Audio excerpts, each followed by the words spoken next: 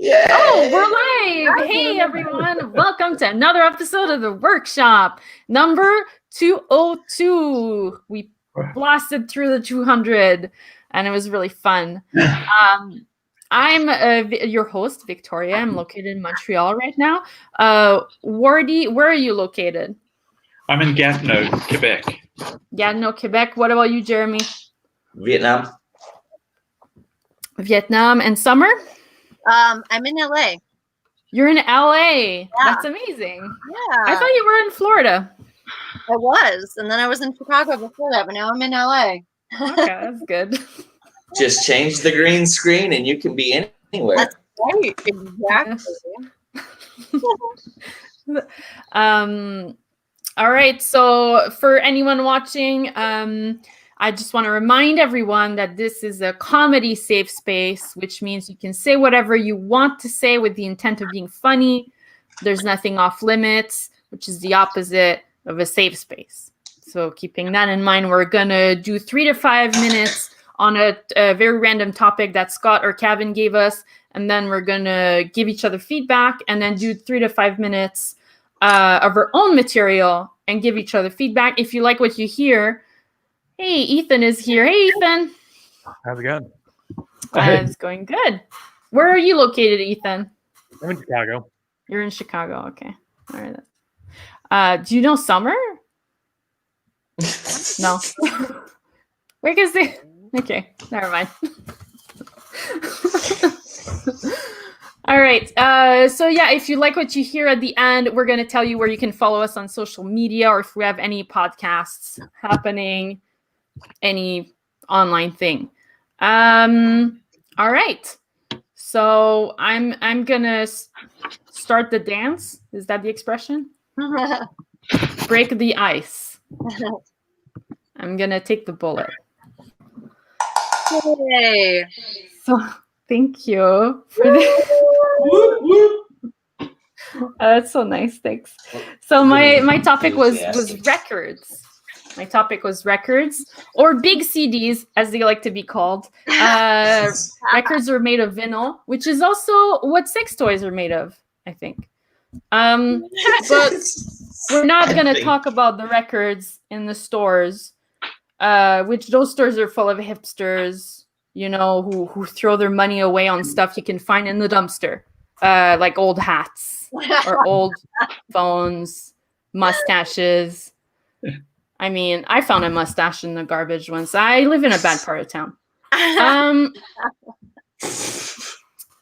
Records are important. And by records, I mean receipts, right? Proof that something happened, because memory forgets and your friends want to know the drama. So show them the screenshots.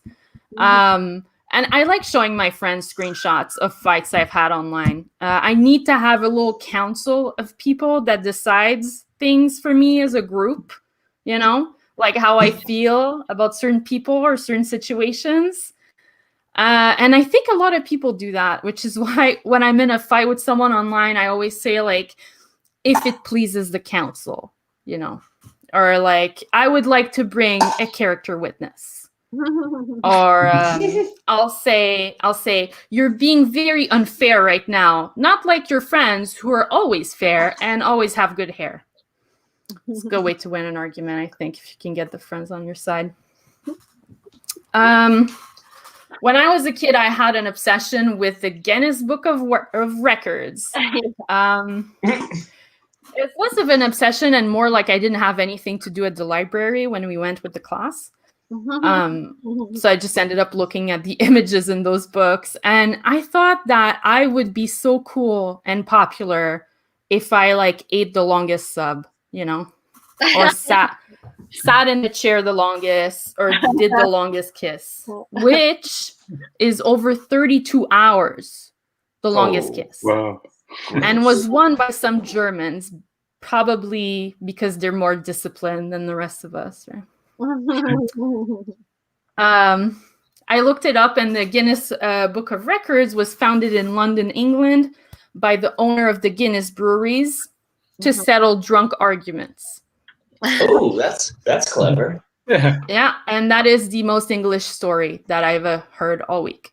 The only way it could have been more British is if everyone in the story was smoking a pipe somehow, and if the records were stolen from all the other countries around the world.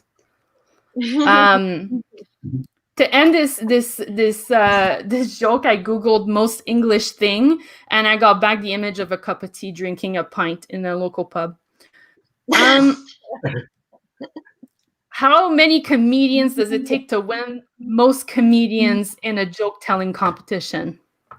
The answer is 312. That was in the book of records. Oh. Most people in a joke telling competition is 312, and a comedy festival in Leamington, UK, which my heart goes out for that little town who for one weekend, one person out of 3 must have been a stand-up comedian. Horrible. It must have yes. It must have been a very pun-heavy weekend. There's no way you could have walked into a bar that weekend if you were a priest, a rabbi, or a monk. The people serving food at the airport should have gotten bonuses. And I refuse to believe that was anywhere near enjoyable for the Leamingtonians. Those are the real heroes of the story. I also saw in the Guinness Book of Records that Clive Greenaway holds the most jokes in 1 minute, which is 26 jokes in 1 minute. Wow. Which he must have bombed pretty hard to rush through all that material like that, right? And that's all I have on records.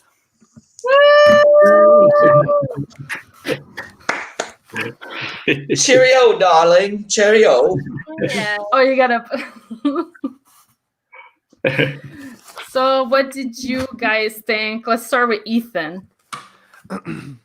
The only things that I was thinking is if you're talking about records coming, like English things and records, I would just instead of being like, oh, all the other countries, specifically talk about Northern Africa and India in specific, specifically talking about like, oh no, we're talking about colonization. Like we're definitely talking about all of that. Yeah. And when you're talking about the joke competition and all of the stand-up comedians, don't be like, oh, I feel bad for, just make it the things that happen. They'll be like, they was like, to get the stewardesses to work the event, they had to offer them extra pay. Extra peanuts. They invited, you would not believe it. I was there. There was a priest and a rabbi that walked into the bar that we were before. You know what I mean? Like you amp it up and make it a true story. Yeah, make all the stereotypes true. Mm-hmm. Okay, I see you. There was an Irishman who never left the pub. He Right. won the record for sitting in urine the longest. Oh my god. Also, I think England wins the Guinness Book of World Records for having the most alcoholics in the country. It's like a country fueled by alcoholism. That's good. There might be some more stuff in there too, like just all the alcoholic jokes, all the records they can win for that. Yeah, I could just go through like the most pints drank by one person in one sitting. It's Just like keep dropping in the drop UK things like and per then capita, because per capita makes me laugh Oh, when yeah. I think about it. Like most beers capita. drank per capita, and Very per capita. yeah, adjusted for inflation or something, like stuff like terms like that you like see in The Economist but nowhere else. Just like drop those in there. yeah, that's true. Adjusted for inflation of beer drinking. Yeah. Instead of a pint, you're now drinking like a pint and a half due to inflation. Exactly. Right. Mhm. Oh, that's good. Yeah, I certainly feel you could take that competition and really expand it and have a lot of fun with it, you know. But I loved your bombing joke at the end there. I thought that was just great. Thank you. It'd be just fun to see how many jokes you could get in a minute, like just to be like, just to do it for fun. Just be like, how many jokes can I get in this amount of time? In a minute. And then You- tell a you bunch got, of like, awful, like gross, bad jokes, and be like, "I didn't say they were gonna be good. I just gotta get them out." And just keep plowing through no matter what, and do a full minute. Like just Or- do or- every terrible one-line racist joke you've ever heard. Mhm. Just What, double down on it. what if it was just one joke with like 25 callbacks? It's fair. Oh my god, that'd be so fun. Oh my goodness. I just don't know how it's possible to have done so many in 1 minute. Anyway.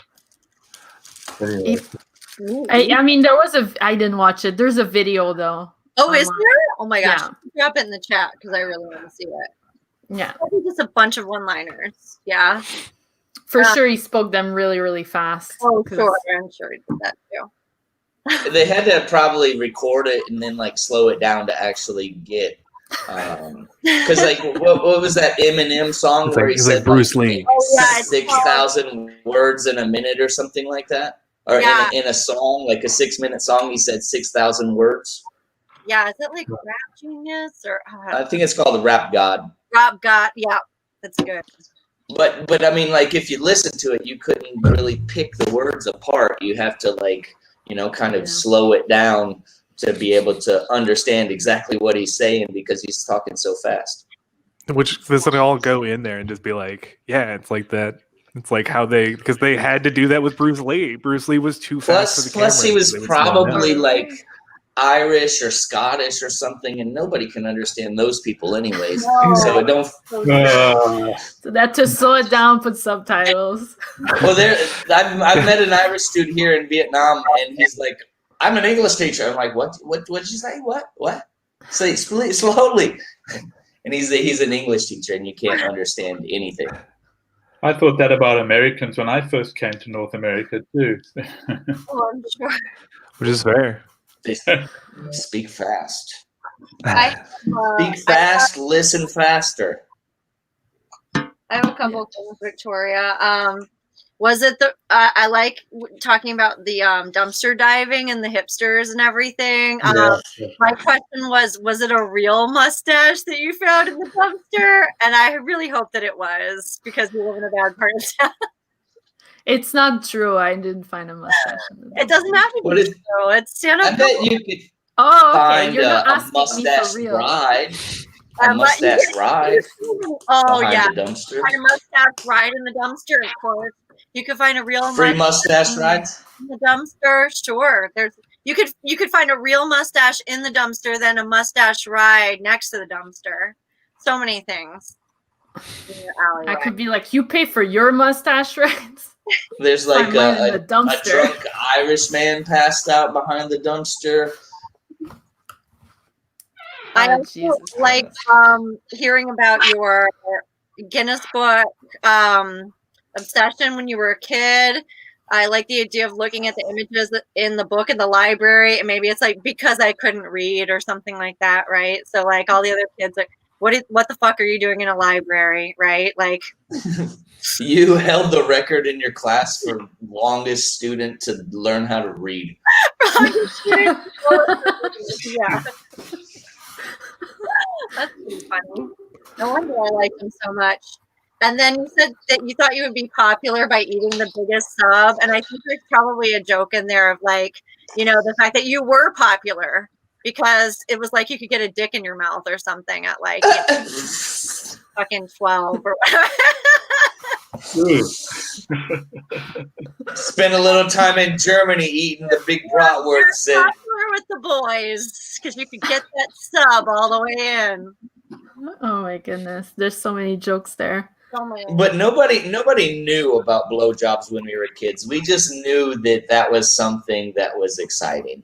She can swallow a whole sub in 5 seconds. Like, right. Yeah, that's right. Exactly.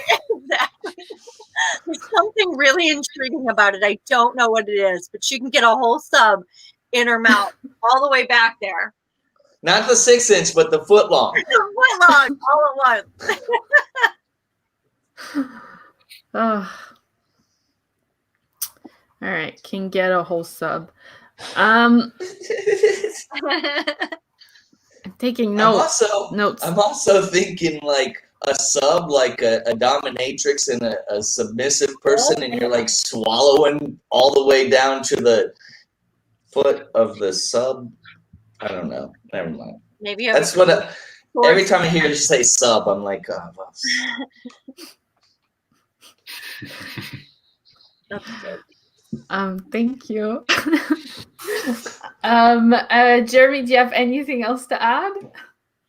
Good job. Oh, thank you. No. What about you, Wardy? No, nothing from me. Sorry. Nothing more. That's okay. Thank you.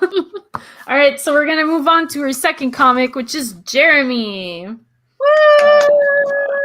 Yes. I only had one day to write my topic. I'm not trying to make an excuse. I'm just trying to form a pathway for understanding of bad jokes. My word is pathways. So, so many people look for the easy path, like high school, college, girlfriend, wife, babies, misery. That's the path most people take. Missing the time that we need to grow and to learn about ourselves. Many people miss this. So let us begin with an awkward pause in remembrance of people who took the other path.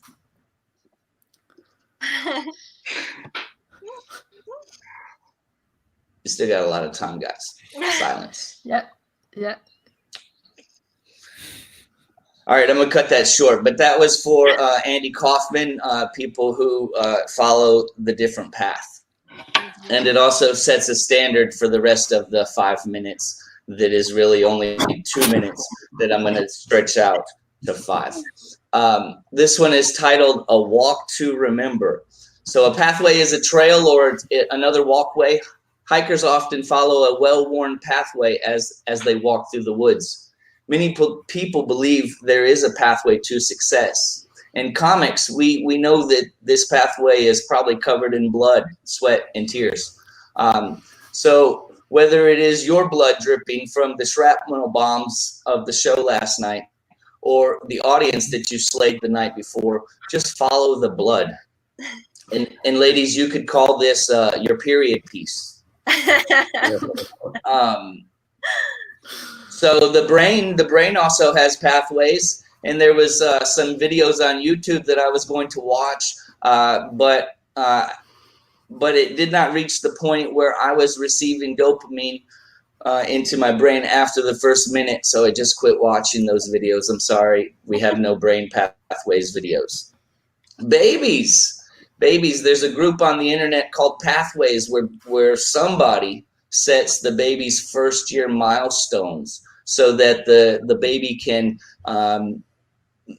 say that it's normal or that it's learning at a normal level. But I don't know who's setting these standards, and I didn't read much on that either. That's dumb. Like there's a strange light that attracts travelers from the pathways into dangerous marshes and graveyards. It's called the Will of the Wisp. Just something I read. Yeah, I didn't. Cause this is the last one that I have. But we can do another awkward pause if you guys want. So I want to be successful, and as a kid, there was no clear pathway to college. There was a clear pathway to addiction because I'm from a white trash family, and that's something we do. But no one before me had completed college in my family. But everyone in my family knows how to fuck. My cousin already has like 3 kids, never had a job. She's 22 years old, already down the pathway of like, I don't know. That's all I got. Mm-hmm. Thanks, guys. Thank you. That was good. I like that you were like follow the blood of all the violent sort of like the bombs. Yeah. If you bomb in comedy and people die, if you kill in comedy, people die. Yeah, I love Exactly. that. I thought that was very clever about the blood, sweat, and tears, and tied it into comedy, bombing and slaying, and so on. That was very clever. I really like that. Because it makes us sound like warriors and something, and I really think you could like make that bit into like an actual thing that you would say on stage. Because like even after you go on stage, you're super pumped up and full of adrenaline and like Whether you bomb or not, you're still like. yeah. I remember have whenever I what- first tried it. When I first went on stage, it was like 4 hours before I could actually go to sleep. And Yeah. Yeah. now I I'm miss just, that. yeah, it doesn't happen that way anymore. Well, it's because we're doing Zoom meetings. That's, Oh, God. oh, feel the energy from this Zoom pressure here. Right? It's also really hard to hold an awkward pause over Zoom. Yeah, I really admire you for doing it. I tried to I do would, it once and it was like, but I think that holding the pauses in real life though is, so much fun to try on stage. So I don't remember where I heard that at, but it was during the research for these jokes or whatever. And so I'm just gonna start doing that at open mic, like for the first 30 seconds, and like we're gonna start this off weird, and then just make weird eye contact with the audience and get all of that out of the way, so that it's not so awkward. yeah, it sounds like, I just can't wait to get into a room full of people again, and I think we should all try holding awkward. It's something you can do with people live in a room that just does not translate over Zoom very well. Like, hold on, guys. I wrote awkward pause for a whole minute, so we're not done yet. Exactly. You mentioned babies' pathways. Yeah, I had that written down too. My granddaughter's 5.5 months, and we're going through that whole period of my daughter's always trying to figure out whether she's reached the right stage and so on, and how. I don't have any jokes about that, but I think there's something that you could really work on, that you could find a lot of good stuff around that. I do have a joke about that. Some girl messaged me the other day and said she took a pregnancy test and that it was positive. So there's that joke. Yeah. None of your family is watching this live stream. I'm just kidding. Yeah, because I haven't told anybody about it yet. Well, you did know. No, just like Lordy, I didn't have anything written under baby pathways, but I just wrote it down because I thought there's just a lot of potential there. So yeah, I didn't want to read about babies knowing about what's happening in my personal life right now. Well, I mean, you I could. feel like I'm preparing for something that I don't really want. And if you prepare, then it fucking happens. And I don't want that to happen. I'm waiting for her to call me and say it was a false positive. We'll be thinking good thoughts for you. Sorry, I'm messing with my lighting here while we're talking. Yeah. Other than that, I really like your period piece. Yeah. That was really good. That was really. I really liked it a lot. But yeah, that's all the feedback that I have. Ethan, what did you think? I think you got a good like cadence and pace. It was very like it kind of like it like sailed the way that like a specific. I'm like trying to think of like somebody who I was thinking of like a Lenny Bruce type, something along those lines. But that kind of like cadence I liked. Yeah. It's something I can't do, so it's something I just sit and admire when I watch people do it. Yeah, I tend to be like, what is that, like dry, monotone, anytime I'm delivering. Like even when I'm hosting, I'm like, I gotta be full of energy. Yeah, fuck you guys, I'm fucking here. We're here. Let's do the damn show. So someone says just joined. Pathways to being president. And men having a period is great. I wrote down, I love when you said just something I read. Like it goes along with the cadence thing. Like that was just so funny. That was just something I read. And I think if you're not doing it consciously as like your persona or whatever, I think you should explore that kind of person, that sort of analytical person who has lots of facts, but like not really knowing what to do with them. Like you don't have any, like. Oh yeah, I always try to include some kind of fact in, especially these, because I just go to Google and I say, what's the definition of this? And that's how I start writing jokes, go down the list of what Google says are the definitions. And Yeah.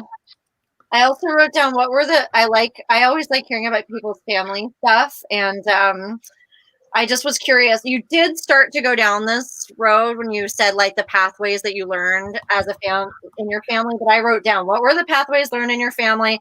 And I also was like, how did everyone in your family learn how to fuck? I thought that was there's some interesting family shit in there. I don't really know, because nobody taught me. I mean, like I can do it and I can do it pretty well, but apparently I'm having a baby. So, I mean, obviously I could do it well. I'm just also setting up a pathway that you guys believe that I'm getting laid. So, you know. You're following the family path. That's right. Great. Yeah, Ethan, did you have anything else? No, I didn't have anything else written down. Okay. Good. Thank you. Thanks. Summer? That was all I had, was the stuff that I said. What about Wardy? No, that's all that I had too. Thanks. All right, perfect. So we're gonna move on to the next person, which is Summer. Okay. All right. Thanks, everybody. I have my stuff in like 3 different places, so sorry, I'm looking around here. Let me get my recording started. Okay. All right. So my topic was well, I guess we have some Canadians here and one person in Vietnam, but maybe you're Canadian or American. I don't know. Ethan's in Chicago. Not quite sure how to pronounce it. I'll say mobile phones. So it could be mobile phone. It could be mobile phone. Is that how you say it in Canada? Mobile phone. That's how they say it in England. Mobile phone. Here in America, we just call them cell phones. Do you know? Just your cell phone. We don't mobile. I don't even know why I'm over 40 years old and I have no idea how to pronounce that word. Like truly, I was like, how do you say it? I don't know. I don't know what the standard pronunciation in America is, but I do know that like the original mobile phone was the kind that you like had. It was, you know, huge, right? And you put it on a strap and like a purse, and you put it over your arm, and you would take it places. Like, and we called it a car phone. Most people, that's what they used it for. My dad used to bring it in his truck. My dad, Ron Party Austin, that's his actual name. So Ron Party, of course, had a car phone. I assume because he was so much drunk driving, it was just to alert somebody that he was getting pulled over. He was a cocaine dealer. Apparently, got the best coke in West Des Moines, Iowa. So you know you got to have a phone on you for something like that. I have a lot of anxiety. Because of my father, if you can't tell. Also, it's definitely not Mobile. That's not how you pronounce it, because Mobile is a city in Alabama, Mobile, Alabama. I wonder if they call them mobile phones in Mobile, Alabama. Some of you may not even know. Maybe you've heard of this city. But one thing they do have a lot of in Alabama is mobile homes. So not mobile phones, mobile homes. And like the mobile home, it was like doing what mobile phones were doing before mobile phones were a thing. Do you know what I mean? Like it's the only home that someone can call you in Mobile, Alabama and be like, where are you? I'm at home. And then the next, week you could be in Arkansas. Do you know what I mean? Someone calls you, where are you? I'm at home. Do you know what I mean? So it's doing it. But now we have the mobile phones. We don't need the mobile homes quite as much. Also, a mobile. Okay, it could be a mobile. Mobile. It's also a thing that you hang over a baby's crib, right? So, and it distracts them and things like that. At least it used to be. Now we just give them a mobile phone. Like that's just what we give them. We just give them a tablet. Distract yourself. Now I knew that this was a thing. I hadn't really quite seen it yet, but I knew it was a thing. About a year ago, I'm in a Starbucks in Chicago, and I turn around, and I'm in line. I turn around, and there's a baby. Like a very small baby, like a 1-year-old baby in a stroller, right? and it's got a fucking huge ass smartphone in its hand. You know what I mean? It's just like boop, boop, boop, boop, boop. It's just like doing the thing, and it's so tiny. I was like, and I looked at the baby, right, like this, and then I look up at the mother. I feel her eyes, right, and I look at her, and she's just like, she's exhausted. Do you know what I mean? She's exhausted. And she's just like, she just mouths, "I'm sorry" to me. Dude, she doesn't even have the word. She just looks like super guilty and full of shame. And I was like, oh my God, this is how much we shame women. Do you know what I mean? We shame mothers. I didn't even say anything. Do you know what I mean? I just looked at her baby, right? And she's like all full of shame. It's like, we can't fucking let a mother, we'll definitely shame them if they breastfeed in public, right? We shame them if they give the baby the cell phone. You know what I mean? We just do that. But honestly, I wasn't judging her. Do you know what I mean? Because like, honestly, if I had a baby, I'd give it a fucking cell phone. Like, and I used to babysit. You know what I mean? I babysat. I don't have kids. Only time I ever considered having kids one time was to try to save my marriage. Not a good idea. That's for a later time. Getting off topic of cell phones. So if when I babysat, I would turn on like Looney Tunes and stuff, and violent stuff, right? The kids would smash the shit out of each other, and I'd be like, fine, you know what I mean? They're distracted, so I mean, I think it's great. Whatever you want to do, right? One thing they didn't have back then is they didn't have nanny cams, so but they didn't have cell phones. They didn't have nanny cams when I was babysitting. But so I'm like looking at this baby, and honestly, just what's going through my head is like, baby. Like, who the fuck are you calling? Do you know what I mean? Like, who are you calling? What are you doing with them? Are you filming yourself on Instagram? Like, it's pre-verbal. Do you know what I mean? So, like, what is it doing? Is it like when its diaper is full, does it text its mom like a poop emoji? Like, I don't understand how children think. You know what I mean? I don't get it. Let's see. Is there anything else here?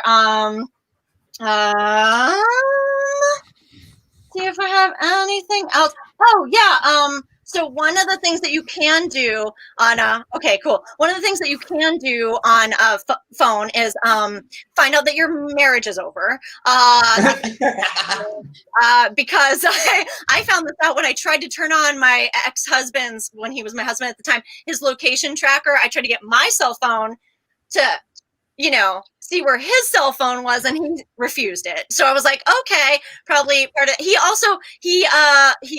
one thing that you can do nowadays on the dating apps is get ghosted, but I was ghosted by him, my husband of 17 years, and he refused my location tracker. So that's one thing you can tell on a cell phone. The other thing too is that now that I'm divorced, the other thing you can do is you can do dating apps on cell phones, which you didn't do back when I started to get, back when I was dating. Apparently these things are great for finding your ideal match. But I don't know what's wrong with mine, because it always says that my ideal match is a man who appears to be 67 years old, like on average. Do you know what I mean? I'm like, well, I mean, I don't know. I think maybe could get in the same, I don't know, like 40s, but no, apparently not. So that's cell phones for me. Thanks, everybody. I really liked it. I have like a few, like, I really love your rant style of thing that you do. Yeah. Like, I've heard it before. It's really nice. And the baby thing was just so funny. I thought like maybe the baby was ordering something on Uber Milk. Hashtag pre-verbal, hashtag poop emoji. Hashtag pathways. And then for the divorce on the phone, I thought you can use iDivorce to send polite messages. So like through the app, you're like, come get your shit, you pathetic asshole. And then it sends a message like, oh, I have a box of your things. Is Sunday okay? Like it just filters. Your stuff. But Takes other what than that, you want to say and gives it to real words. Yeah, it gives it like a nice, more civilized flair to it. But yeah, that was amazing. It was really good. Thank you. Yeah, I think you could that whole baby with the cell phone. I think you could do a lot with that. I thought that was a lot of fun. I love the poop emoji and all that sort of stuff. I think you can really string that whole thing out a lot. So that's great. And when you talked about the cell phone being the size of a brick, I remember those huge great things and how the cell phones are getting smaller and smaller and smaller, and then they got to a certain stage, and then all of a sudden they started getting bigger and bigger and bigger. Oh yeah. Pornography. Yeah, and it's pornography is the reason why they're getting bigger and bigger. So kind of nice to bring that in. Yes, mine's the size of a Jazzy. Look at this; it's humongous. Oh, good grief! Oh, yeah. Or what is it? Not a Jazzy, what jitterbug?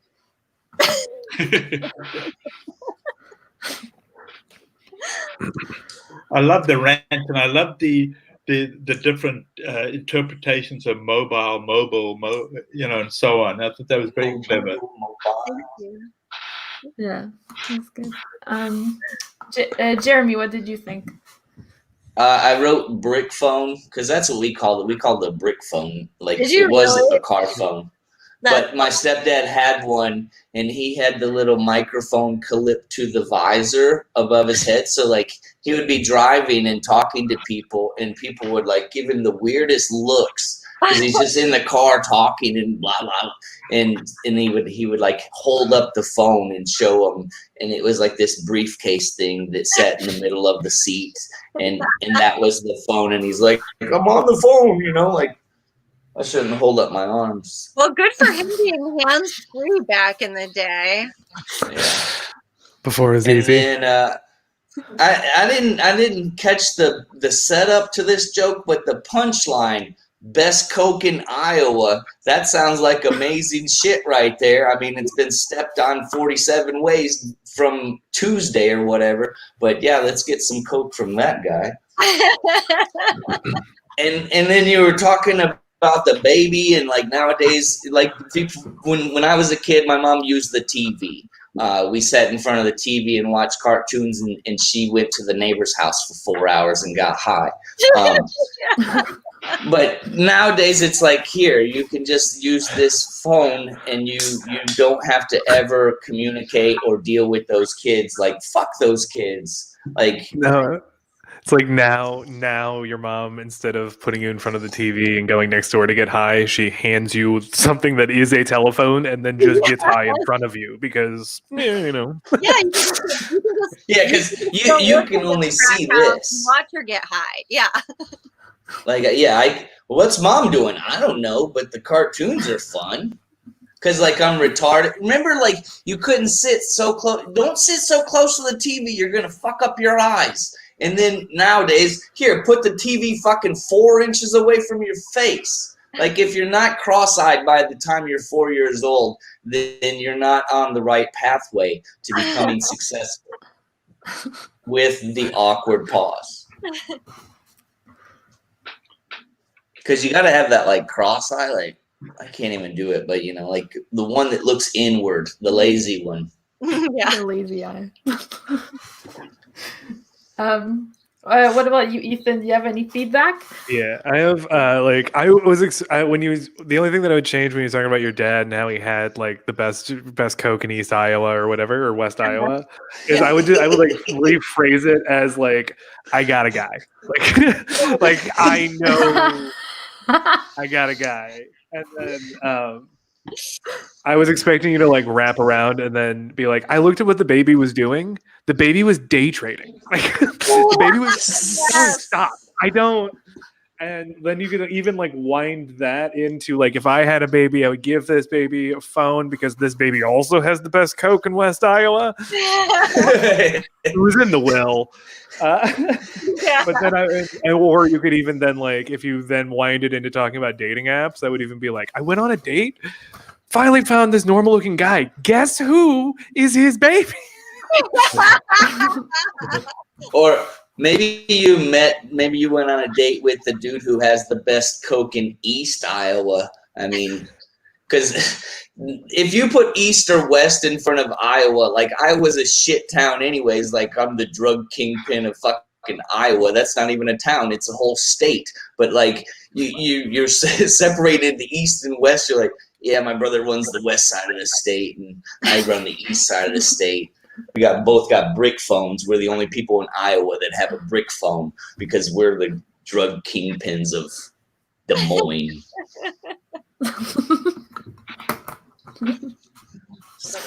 I think if you had that on your resume, then people would laugh at you.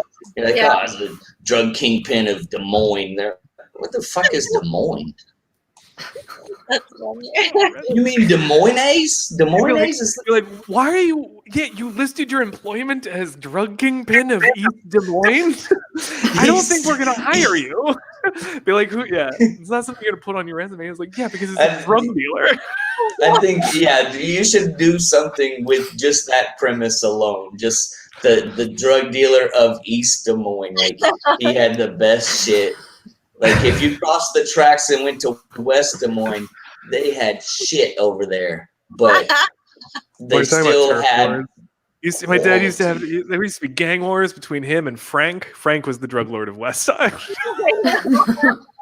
They went to high school together. They both started their businesses at the same time. All these years later, they still send each other Christmas cards, though. It's fine. When Frank calls my dad, he pushes number 2 on the brick phone because Frank is number 1 on the brick phone. So like they call each other. Hey Frank, just 1. My phone number is 1.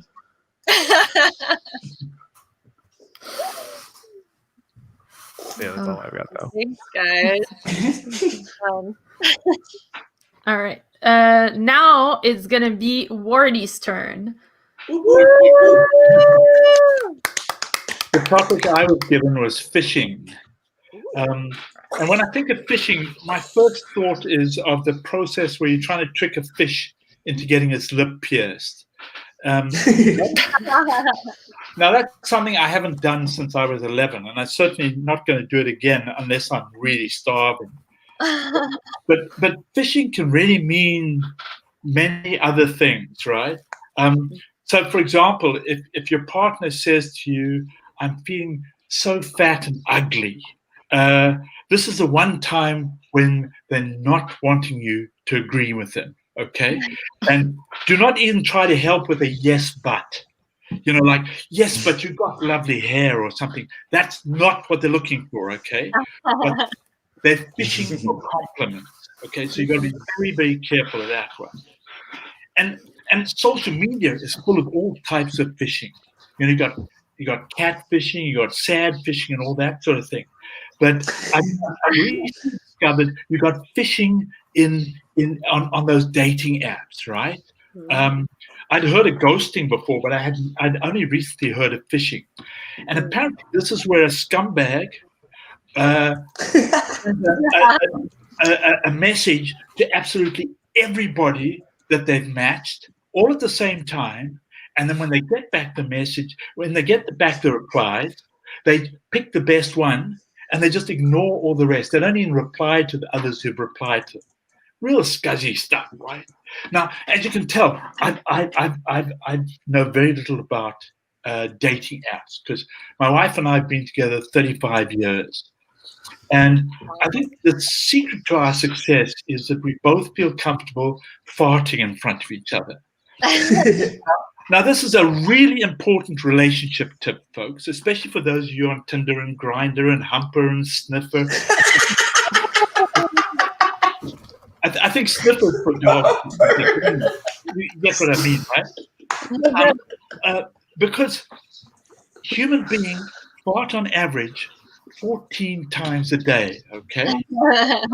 Now, I know what you're thinking. That's a ridiculously low amount, and I agree with you, but we just talk about average, okay? But the point is that if someone you're with claims they don't fart, don't walk away from the relationship, run, okay? If they're hiding that from you, what else are they hiding from you? I was extremely lucky, all right? My wife happened to fart on our first date. Now, she claimed I did too. Imagine. You know, but I knew what it to be, all right? But she does push a limit somewhat. And I'm not talking about the bubbles she likes to blow in the bath. Although, God knows why those are so stinky. Clearly, the water's doing nothing to filter out the toxins. I'm talking about in bed, all right? Now, there's an etiquette to farting in bed, isn't there? You turn to face your partner, you lift up the blanket, you let rip, and you fan it away. Right? Now, my wife, she rolls away from you, holds down the blanket, lets rip, and then flaps it madly towards me. Now, for some reason, she hates when I tell that story. I don't know why. I think it's rather endearing. But anyway, I digress. Sorry, back to fishing.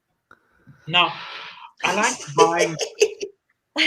buying surprise gifts for Christmas, right? My daughter hates surprise gifts. She fishes for presents. She'll give me a list of all sorts of things that she wants. And she's 28, okay?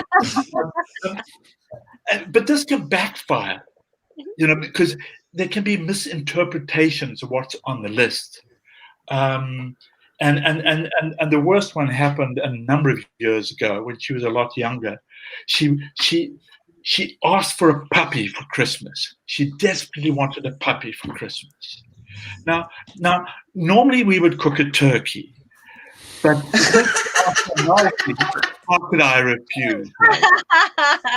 No, actually, I didn't really cook a puppy. It was a 4-year-old stray. Thanks very much.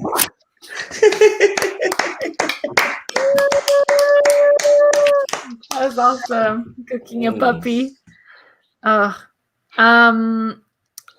Yeah, you're saying that the fishing is getting the fish to get his lip pierced. I thought that was really funny. And when you're talking about people fishing for compliments, I thought like you're trying to get their compliments pierced or something. Trying to get their what? Sorry? Their compliments pierced as a callback. Oh, okay. This doesn't make sense. I really like your sniffer. I really like your wife. She's really funny. Yeah, me too.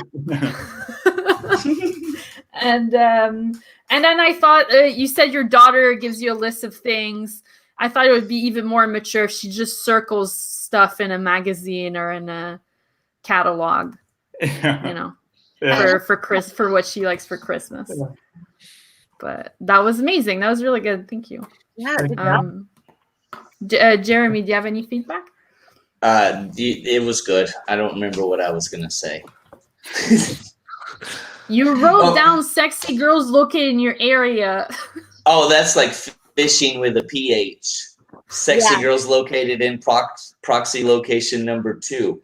And you're like, cool, I'm using a VPN, but how is she able to find out what location I'm in? Mm-hmm.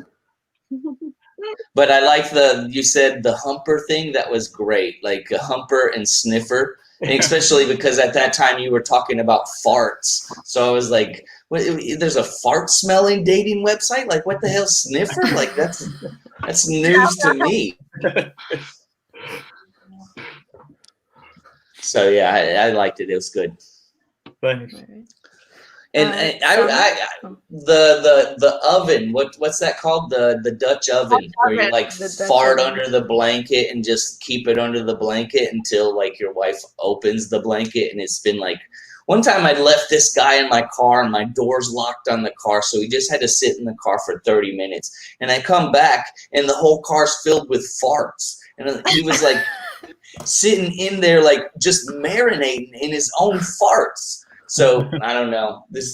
Your wife's probably going to kill you with all those fart references.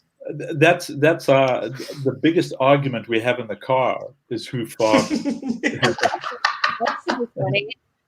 It's funny because who farted and there's only 2 people in the car. And I know I didn't fart. This is not even a game, woman. Like, I know you just farted.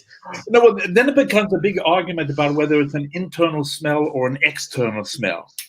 And usually some poor cow gets the blame that we passed 10 miles back, sort of thing. I can remember passing like a dead skunk on the road and you're like, wow, somebody's growing some good weed around here. Yeah. But it's just like a dead animal on the side of the road. Yeah. Thanks, guys. Yeah. Well, Summer, did you have any other? Yeah, I liked it a lot. I had just a couple things like between you and your wife. Like the secret of our success is that we both love catfishing on the internet. Okay? for 35 years in the same as.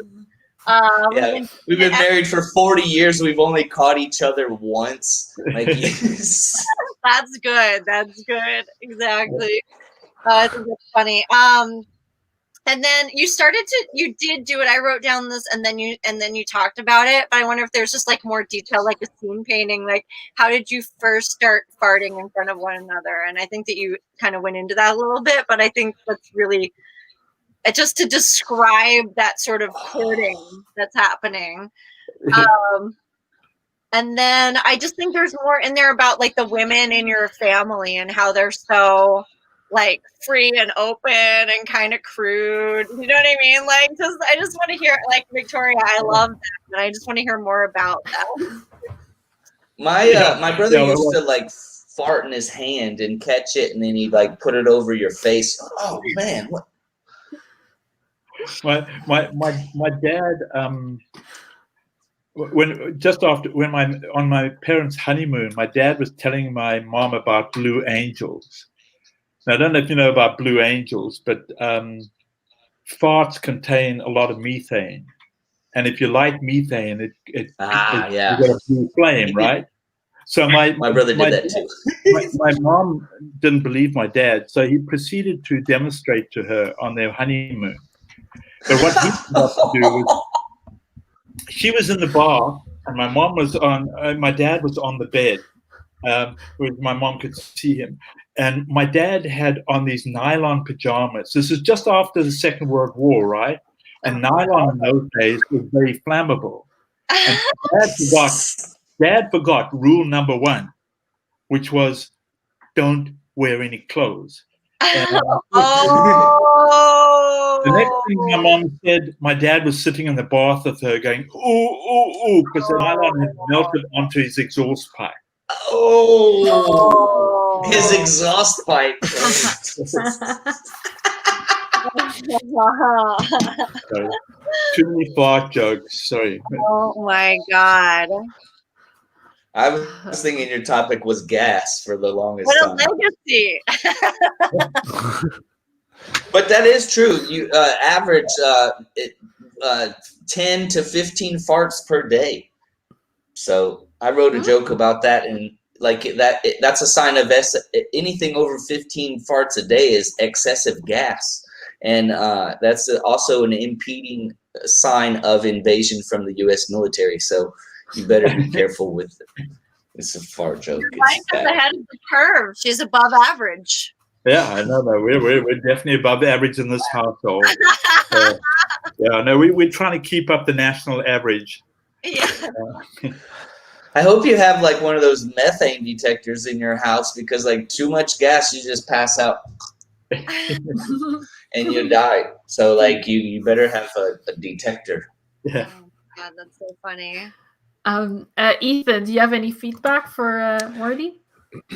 When you were talking about like early on, you were talking about fishing and how fishing is like piercing your lip, and then you said something about being 10. And it was the only time you did it, and I was expecting to be like, I was super tough. But then be like, yeah, it was like I fish all of the time, but only that one time I got my lip pierced. Like you threw it out and hooked yourself, or your dad hooked your lip.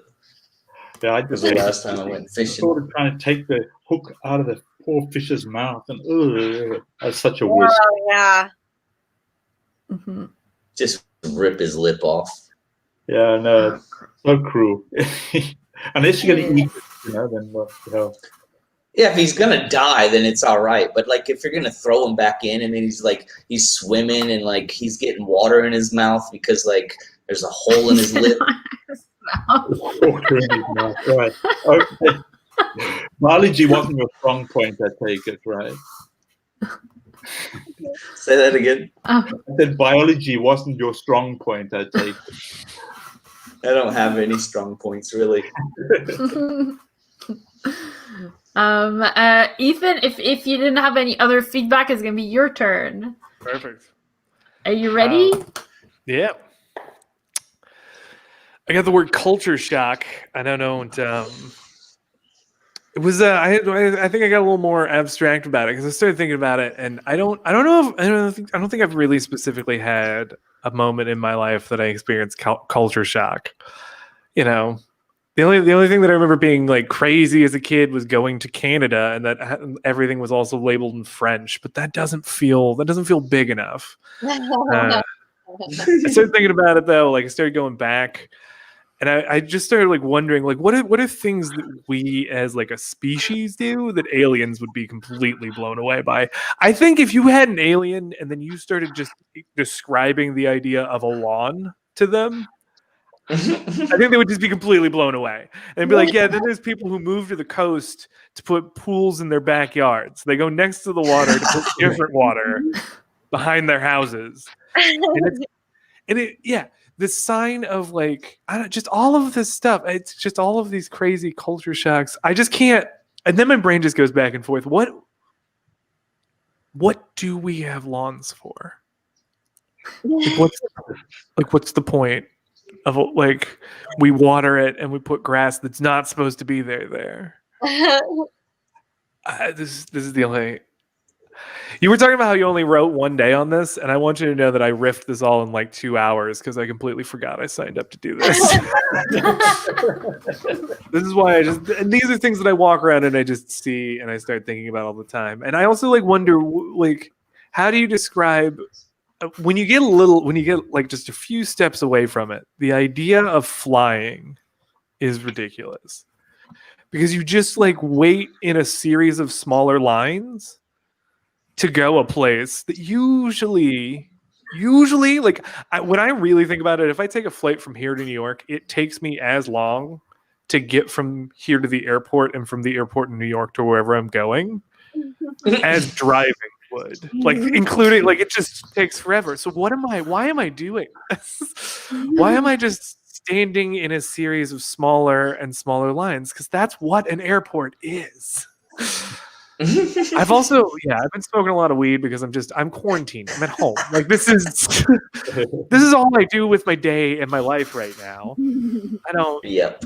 I have written down in notes that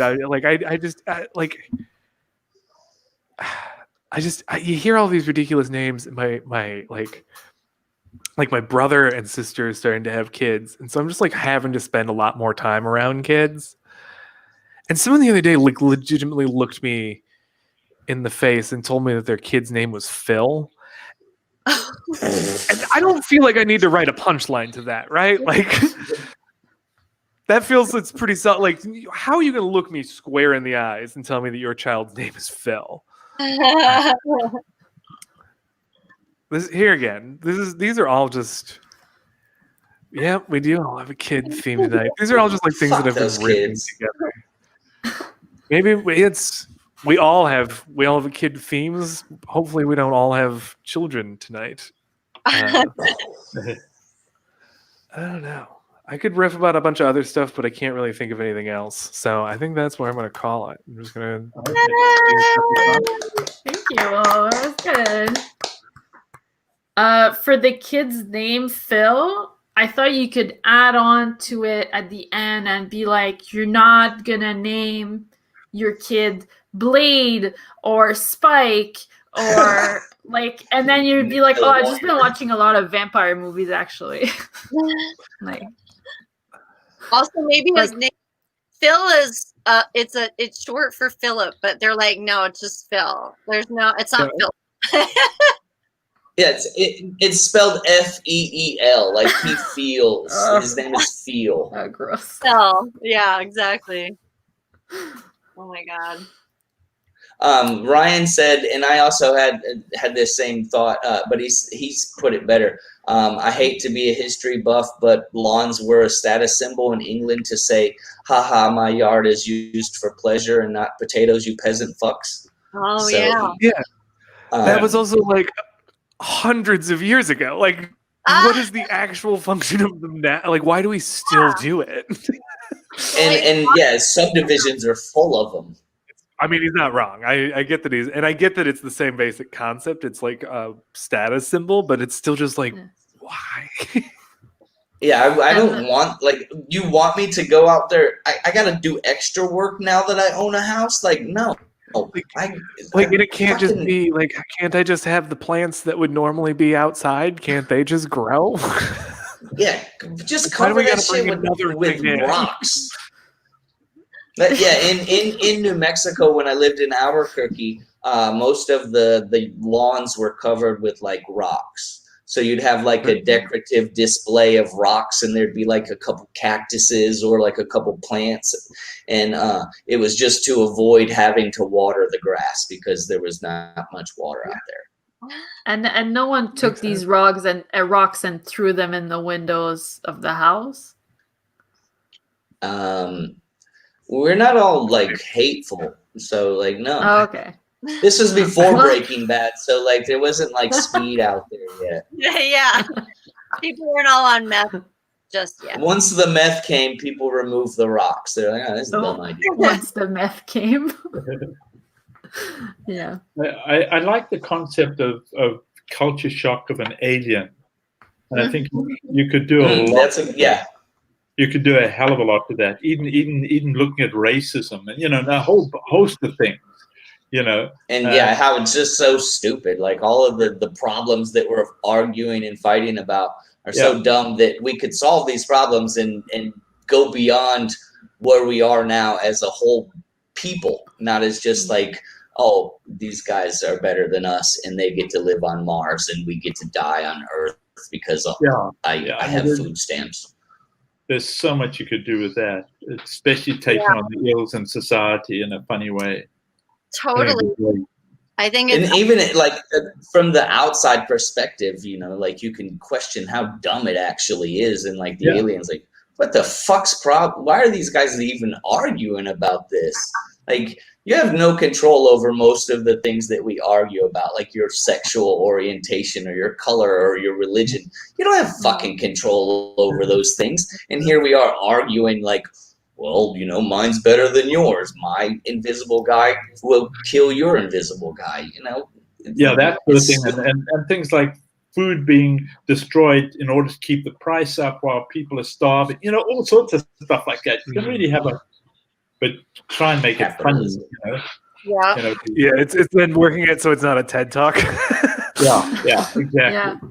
Yeah, I was thinking that that kind of going along those lines, when you said like you went to Canada and it wasn't enough culture shock, I think it'd be fun to flip that on its head and talk about how much culture shock and just like make stuff up. Because I think it's funnier than saying it's not enough is to be like, here are all the ways in which, Right. There were things in French and they put gravy on their fries. Exactly. Shit like that. You could, just look at it from like you're the dumb person, and all of these things are new, and they're not really things that you know about or even thought about before, and you're like, weird shit like gravy, like you said. That's exactly. I think it actually is kind of like, something you can play with in terms of your persona, because you could also you could be the way that you're saying about like the aliens and stuff. It's almost like you are an alien because you're like, I don't understand these things, right? So you could be like, Canada's so different, and like how you even have culture shock like in your own home. You know what I mean? Or use an extra word. Say A all the time. Put an extra U. They put the U in the word color. Like, that's not needed. Or just like the idea that different parts we didn't of the world put it in. measure things different. It out. We took it out. That's right. Yeah, because we're smart. Right. We're smart. Efficiency.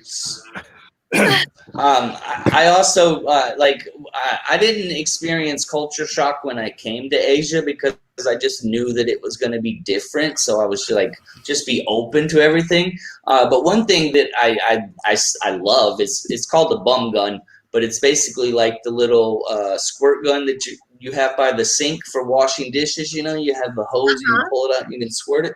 It's basically that beside the toilet. So instead of toilet paper, you just spray your ass with water. So it's like a bidet, but you hold the bidet.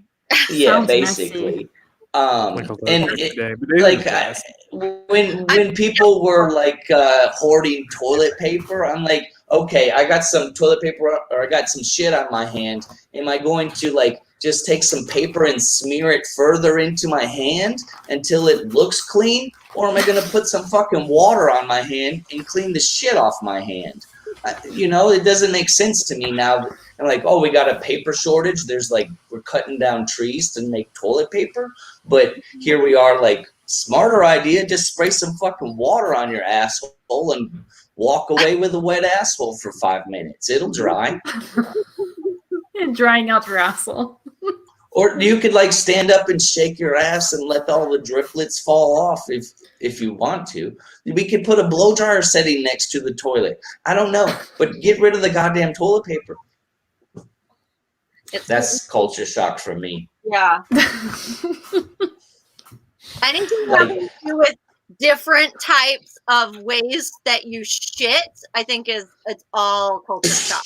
Like that's something that terrifies me the most about going to any country is like, what if they shit differently, right? What if it's a hole in the ground? I'm so there was this guy that used to come on the radio in Dallas and probably a few other places, but he always talked about like how people wipe their ass. So there's actually two different ways that people wipe their ass. There's people that do it while they're sitting down and they go in from the back and wipe their ass. And then there's also people who stand up and wipe their ass while they're standing. And so the people who are in column A don't know about column B. Right. People who are in column B don't know. So it's weird that we have even that simple thing that everybody has to do, and some people do it differently. It might be an accident if you did it one way. Accident. An accident.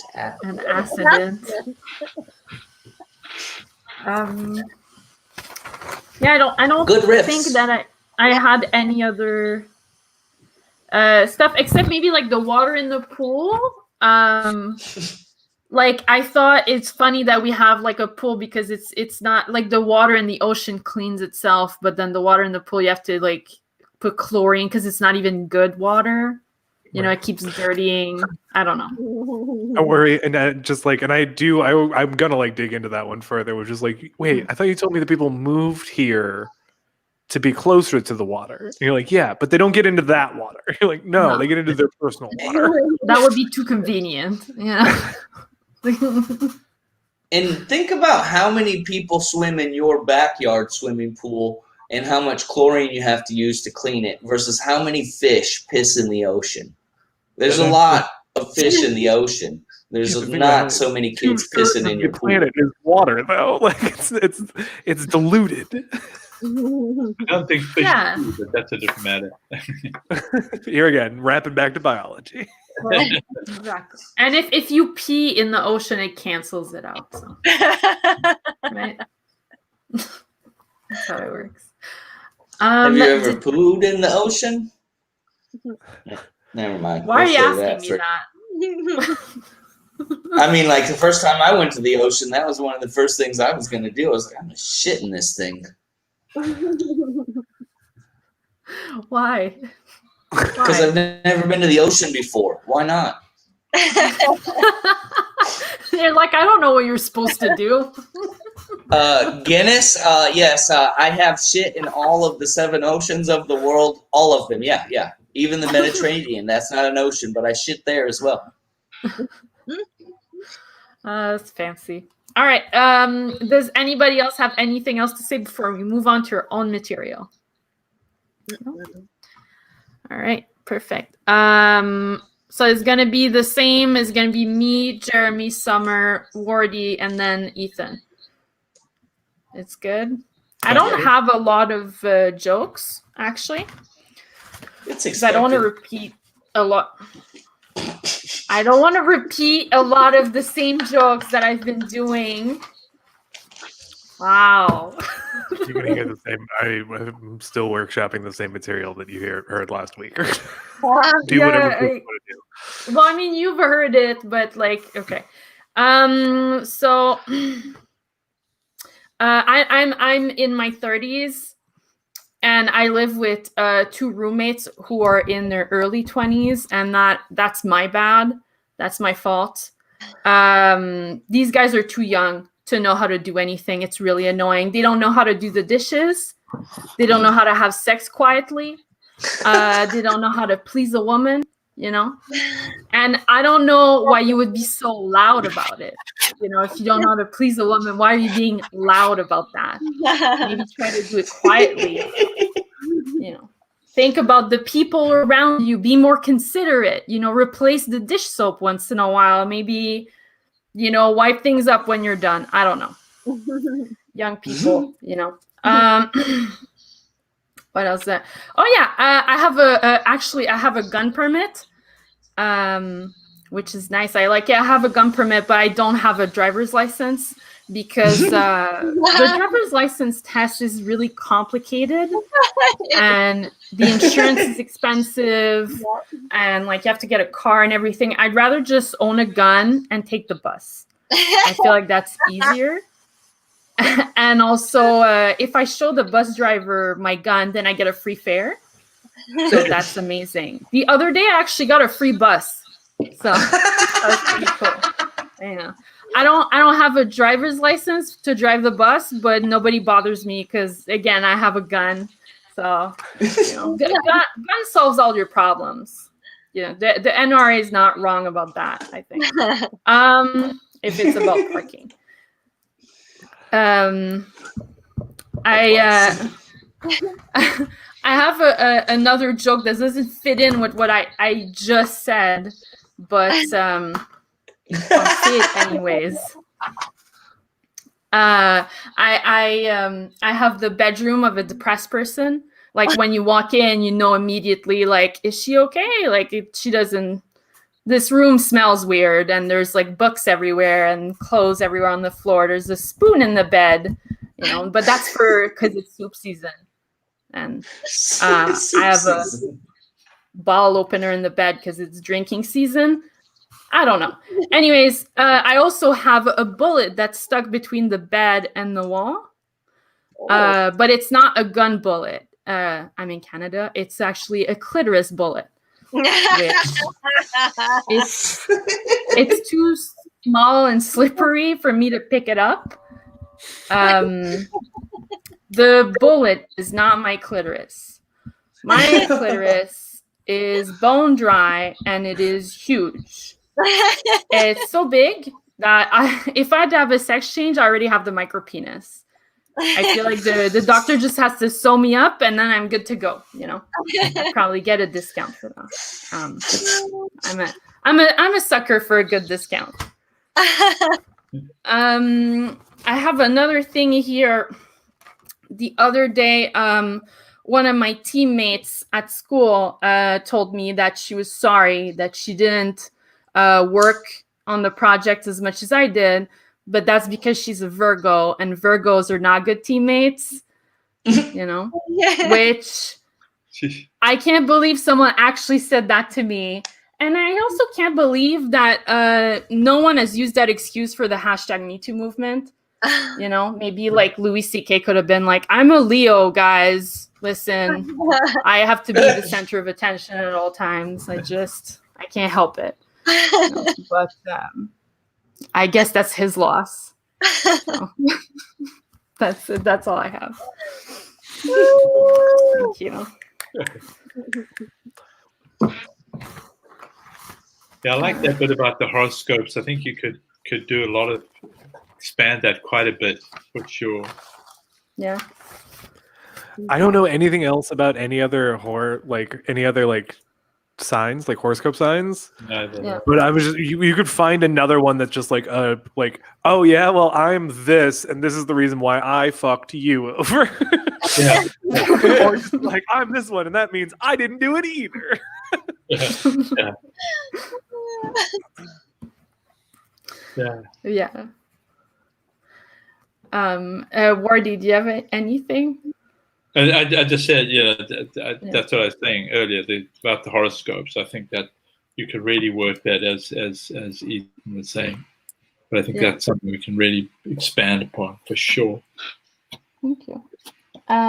Jeremy. What horoscope is the one more commonly known to carry a gun?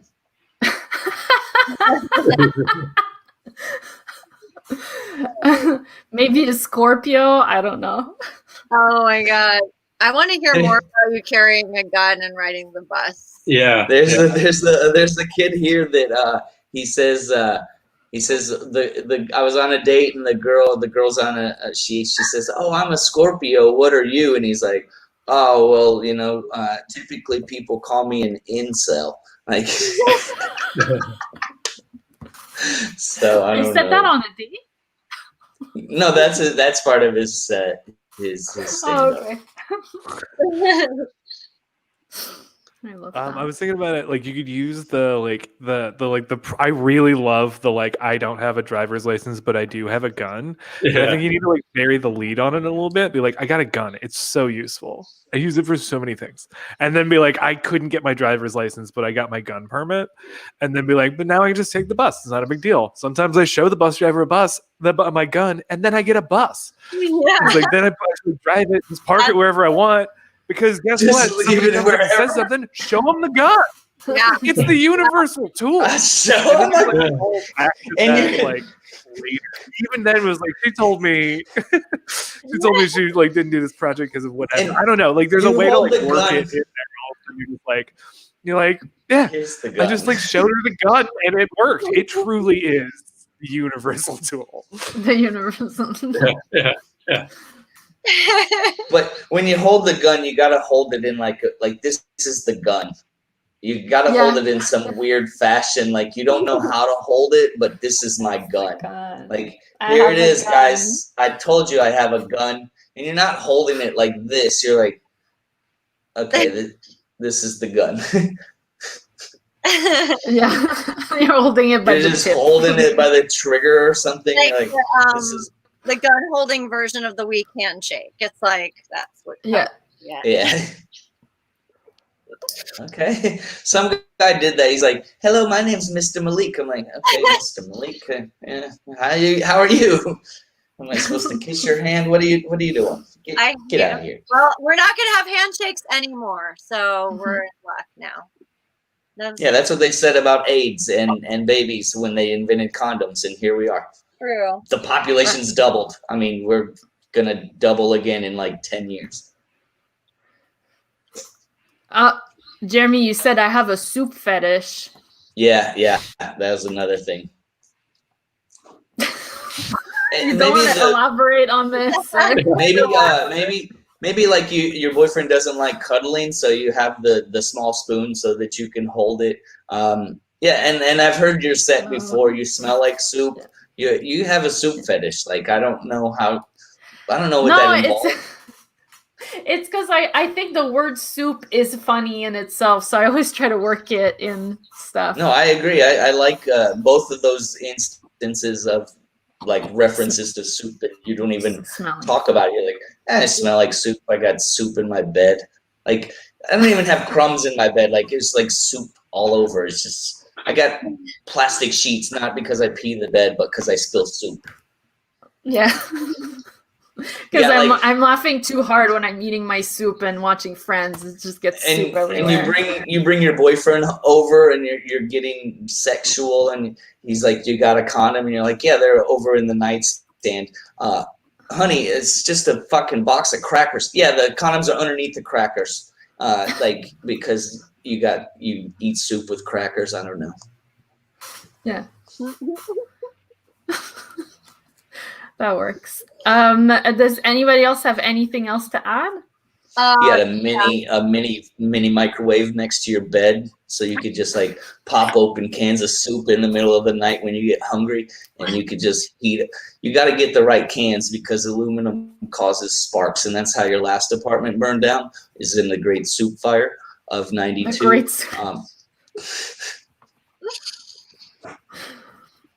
Yeah, I like that. I think you just have a whole set about soup. That's good. That's your next topic. Your next. I'm the soup gun lady. Yeah. Yeah. There you go. When you come over to my, you're like, "Honey, is this gun supposed to be in the soup?" You to write that as your bio. Whenever anyone's like, "How can I intro you?" You'd be like, "I'm the soup gun lady with the giant clit." Yeah. Please welcome. Please welcome. Please welcome the lady in the Guinness Book of World Records for having the biggest clit and also having a gun. Please welcome the biggest clit on the ticket. There's no other reference to clits in the Guinness Book of World Records, but we had to put this one in there because she had a gun. Like, what if you moved to the coast and you bought a swimming pool full of soup? I just think more about you being older than your roommates because you look very young. Oh, thank you. Very I'm 31. Yeah, I mean, I think there's I something don't believe it. the fact that you appear so youthful. Like, what kind of things can you get away with because you look so young? Do you know what I mean? Like, with a very young face. Well, I'll tell you what she's not getting. She's not getting free soup at the soup kitchen. Sorry, Victoria, you've already been in here 4 times today. We're going to have to save this for the homeless people. Making her All right. We're going to move on to the next comedian, who is... I wouldn't go that far, but yeah. Jeremy. Yay! So, guys, we're going to start this out with a 30-second pause of awkwardness because I said that I'm doing that now, and it's part of my show. No, really. I got a 2-for-1 mail order brides from China. They got the COVID special going right now. 2 for 1. The one that I'm going to marry, her name is number 1, like the number 1. And then the other one, her name is 1, as in like I won a race. So number 1, she's going to be my wife, and 1, she's going to be my assistant. Sometimes they will change roles, and then sometimes it'll just be one-on-one. I took a career aptitude test in the 5th grade, and I was super stoked when I got my results for Undertaker. I was going to start wrestling next year. Apparently it's not the same. Then, like, guys, I sleep with 4 pillows. I don't know about you guys.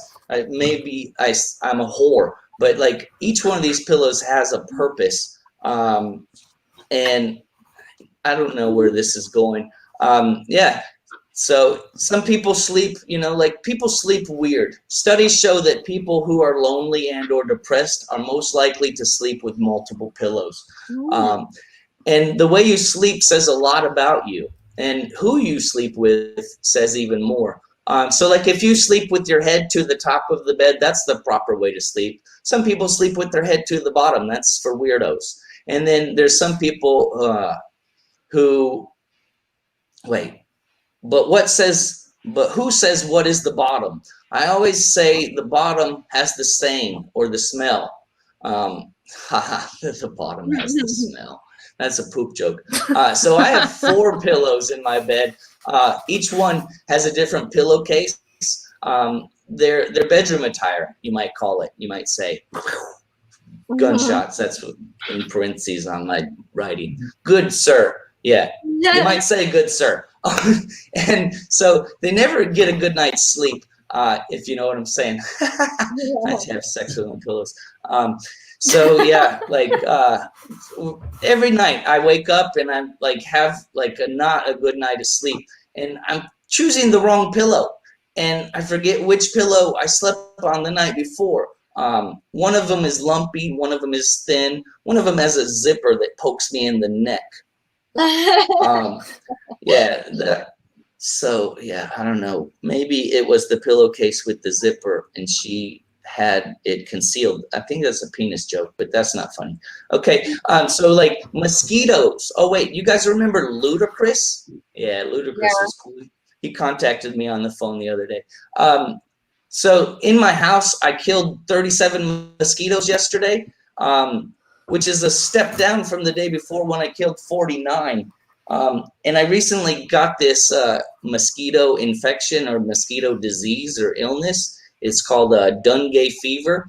And I dengue like 3 years ago, I tried to have sex with a lady boy. So I'd done gay the first time. And now they say that after you catch done gay the second or the third time, the symptoms get worse. So some of the symptoms of done gay, you feel tired, of course. There's another one where you have no taste. So for me, I thought it was a good time to try eating ass for the first time because I couldn't taste it. The second thing I did, because I didn't have any taste, I bought that new Adele album, so that's going pretty good. And then the third thing that I did when I realized that I had done gay and I couldn't taste anything, and I also realized I hadn't had sex for 7 days, I tasted my own semen. I can't tell you what it tastes like because I had no taste in my mouth, but I did it. It was like, it was kind of weird. I did it on a Zoom call. And let me finish with my friend. We all know about dinosaurs. We all know that they roamed the earth during the Cretaceous period. But you may not know that the Cretaceous period was over 69 million years ago. 69. So this is a story about a guy named Trice. And Trice goes by the name Trice because he hates his dad, Mr. Triceratops. Trice, he has his nose horn pierced, and he's got the traditional Jesus on a cross on his chest. He's a herbivore, so you know he knows where to get the good weed. And he spends his days at the rock pit looking for meteorites with his friends, getting high every day. Trice is a herbivore again. He listens to bands like Modest Brachiosaurus, also the Pterodactyls, or the new album by Centrosaurus apparatus, but you might know them by the name Singlehorn erectus. Their new album, Fire from the Sky. So like Trice has a podcast and he has a blog, but nobody listens to him. And the meteor came down. Trice tried to warn everybody, and the meteor blew up the earth, killing all of his friends and family. If they would have only covered themselves in patchouli oil, they would have survived. But nobody listens to blogs. Nobody listens to podcasts. So you guys don't start anymore. They're dumb. So like basically, I want to say Trice was walking the earth before the earth was cool. You know, like not like cool as in like I'm cool, I'm hip, but you know, is still cooling down the temperature from the meteorite and all of his dead family and friends in the hot magma. They're all dying. So yeah, hipster dinosaur guys. That's it.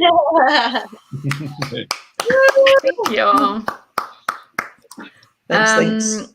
First of all, Adele is good. All right. Second Yeah, I of got all, a lot of shit when I said that at open mic. people going as you backstage, like, listen, man. The 4 pillows. All right. I thought I've got to work on that, but yeah. you could have an ear pillow for noise, a hugging pillow, right, to hug, a hiding pillow for hiding like stuff in there, like your soup or whatever, and a farting pillow to fart in. I don't know if you guys have that in your living room or stuff, like a pillow that everyone farts And then in. And then you get them mixed up and you're sleeping with the fart pillow. Oh, yeah, man. you get pink eye. And then I thought you could end it with like, I don't actually have a pillow for my head because I don't like sleeping on a pillow or something. That's for 'Cause girls. it's- I got one of those body pillows so that I could cuddle with it and wrap my legs around it, but pillows are for girls. for girls, yeah, exactly. But yeah, that's all I have for feedback. What about you, Ethan? 2 for 1, mail order brides.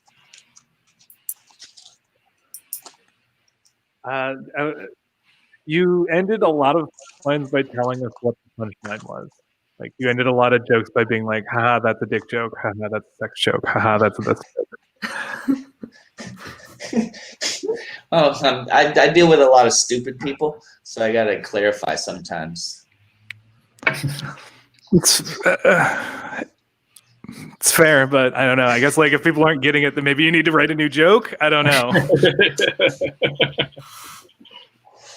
I don't think that they were wrote that way. Like some of these things, like I have these ideas, and all of these are things that have been worked on, but they're kind of not fully to the, like Hipster Dinosaur. It's good, but there's no like big finish to it. The pillows thing, that's something I'm working on as well. And same with the Dungay thing. That kind of recently happened, and I was sick for like a week. So I haven't put too much work into those, but they need to happen. And that's why I was like, oh, that's a dick joke, because there's not like that big punch that you would pick up on it like I want it to be. Okay. Yeah. Um, I wasn't sure where the pillows thing was going or what was happening. Yeah.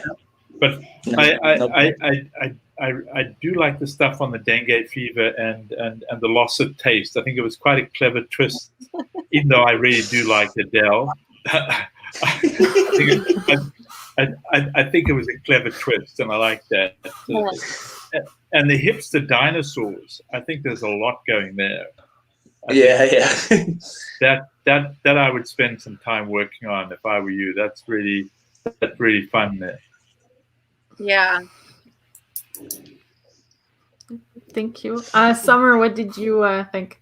Yeah, I have like an idea for maybe how to make that Adele joke. Like, instead of saying like she wasn't any good or whatever, you could just say like after she lost the weight, she wasn't interesting to me anymore, or something like that. Do you know what I mean? Like something like just because everyone's so interested. But I love it.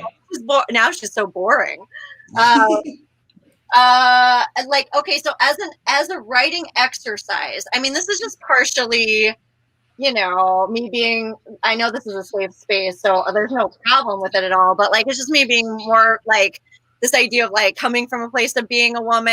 And like, I just think it's not as interesting when men like make fun of more vulnerable people as like they're better than them.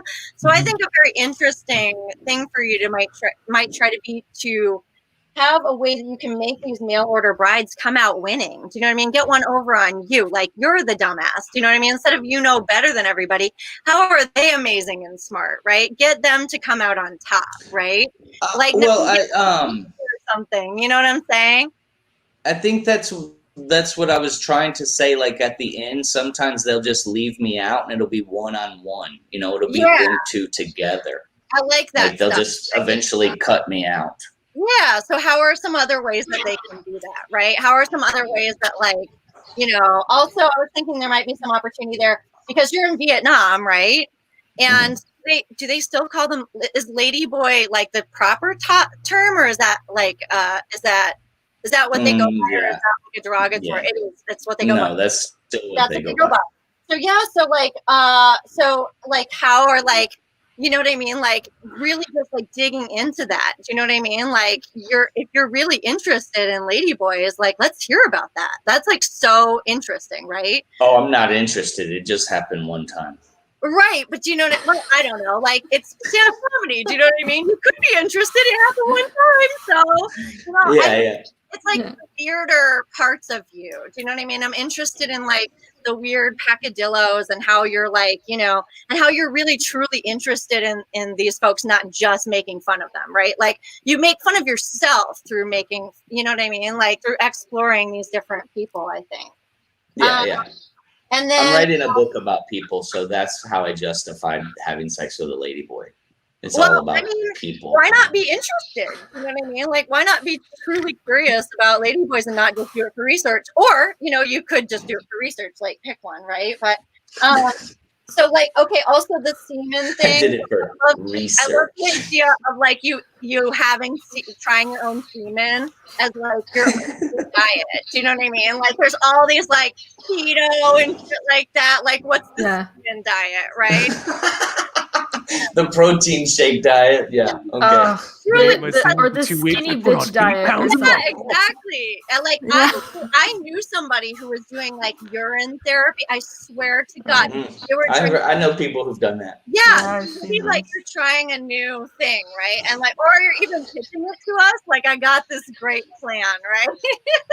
Yeah, I've been living in Asia, and you guys have no idea about this shit. You gotta try this right here. Exactly. That is. Culture shock there, Ethan. There you We're go. drinking piss over here, buddy.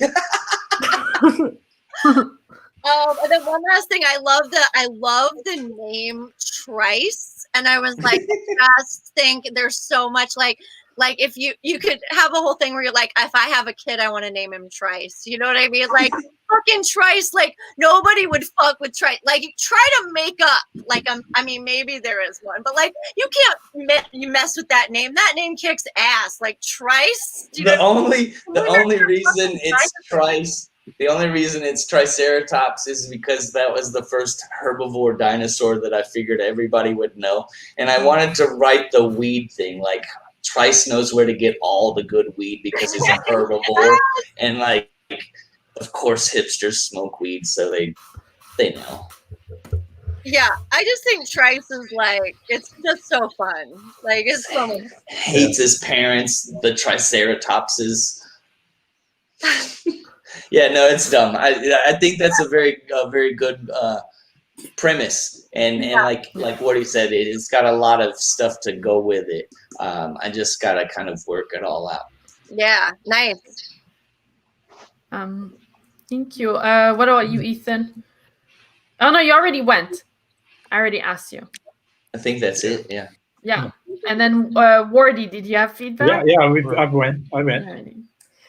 I'm so spacey today. I'm sorry, guys. All right, the No, next person to go is gonna Soup be. brain.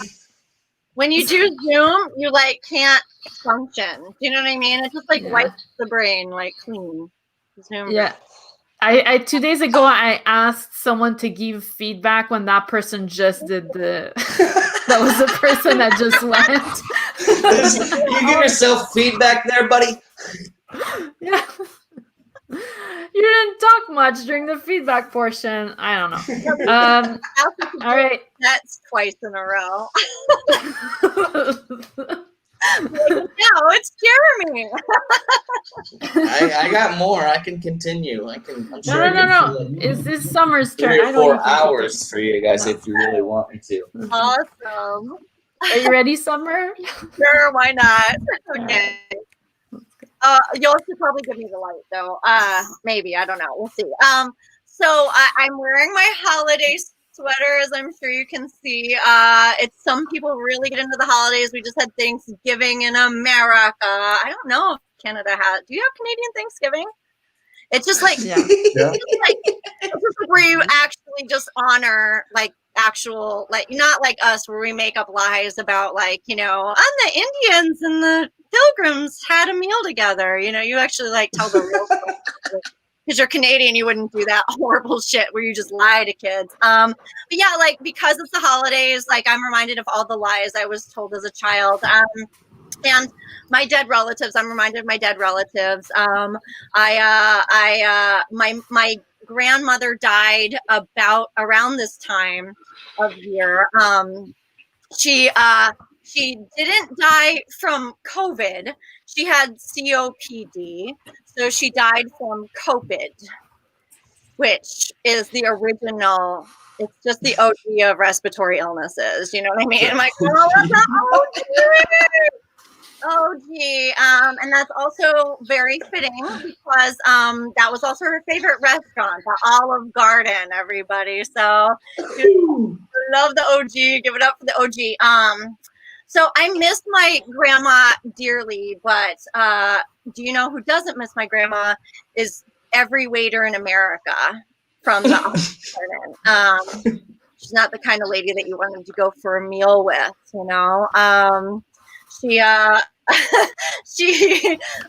was my last remaining grandparent though, and as I'm getting older, like I refuse to do one of those like DNA tests or whatever because I don't want people to have my information, even though I'm telling about my family on the internet. But that's I have a problem. But like, so there were some things I wish I would have asked her while she was still alive. Like, I would have liked to have known, like, like what it was like to, what my family genealogy was like, because I'll never know. I also would have liked to have asked her what it was like to live a generation ago. So I'll never get the benefits of that. But one thing she did teach me how to do was how to make free lemonade at your table at the Olive Garden. So basically what you do, you just I'm going to give you a tutorial. You just use the water that they already have at the table, right? And then you just demand a bowl of lemons from the kitchen. Now, like, you must demand a bowl of lemons, and you have to say it in a sort of mid-Atlantic accent. You have to say, I'd like a bowl of lemons. Like, if they bring you a few wedges, that's not going to cut it. It has to be a bowl, okay? And then you just mix that with the water and the sweet and low at your table, and voila! You have free lemonade, everybody. So she did teach me how to do that, and for that, I am grateful. I will never forget the time when I was old enough and she invited me to have lunch with her alone at the OG, and I felt really, really special. And I'll never forget that day, because that was the day that she proceeded to get me involved in her multi-level marketing scheme. So special. She presented me with my own set of business cards at this lunch. I was now a travel agent, everybody. So that began my short-lived career as a travel agent, because I couldn't say no to her. She was my grandma, and she knew that. She was a hard sell. She was a hard sell. The site was not Expedia, nor was it Travelocity. All of these already existed, which means that I have no idea why I became a travel agent, but it was like AA Travel or something like that. So it was short-lived because she died shortly thereafter, which was the only way I was getting out of that one. I think we both knew that, and she did too. But that day I was ushered into the very secret society, maybe not so secret, of schemer, scammer, flim flam men that make up my father's side of the family. So I guess I know a little bit about my own genealogy. Hey. Just want to say, and I also learned from my family that you can be on disability and sell weed under the table, and then also like an ambulance chaser on retainer, because you're going to be involved in a lot of lawsuits. I love you, Grandma, wherever you are. I think about you every time somebody invites me to one of their Arbonne parties, or asks me to collab with them on Instagram. Grandma, you were the original collab. Miss you, Grandma. Everybody. Thank you. That was really good. Because you're like, oh, I'm so grateful for the lemonade trick. I'm like, when do you bust that out? Okay. Like, it just seems like something I would never have the courage to do. Not many of us do, Victoria. And then I wrote down, the multi-level marketing. That was really funny. That was funny, yeah.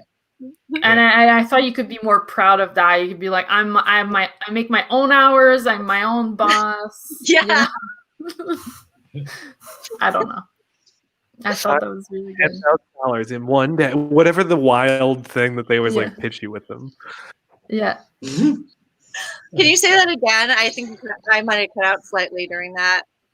Yeah, whatever the I made $10,000 in 4 days or whatever. You get, you know what I mean? Like, you get all of those, like, you're like, my hours are great. I have all this stuff, and I made $25,000 in the last 35 minutes. Yeah. I think your grandma would like also fill up on the breadsticks. Like while at the OG, she would be eating like 6 to 10 breadsticks, and then when she'd order her meal, she'd just like, could you put that in a to-go box? So that she now has 2 meals. She got a free meal of breadsticks.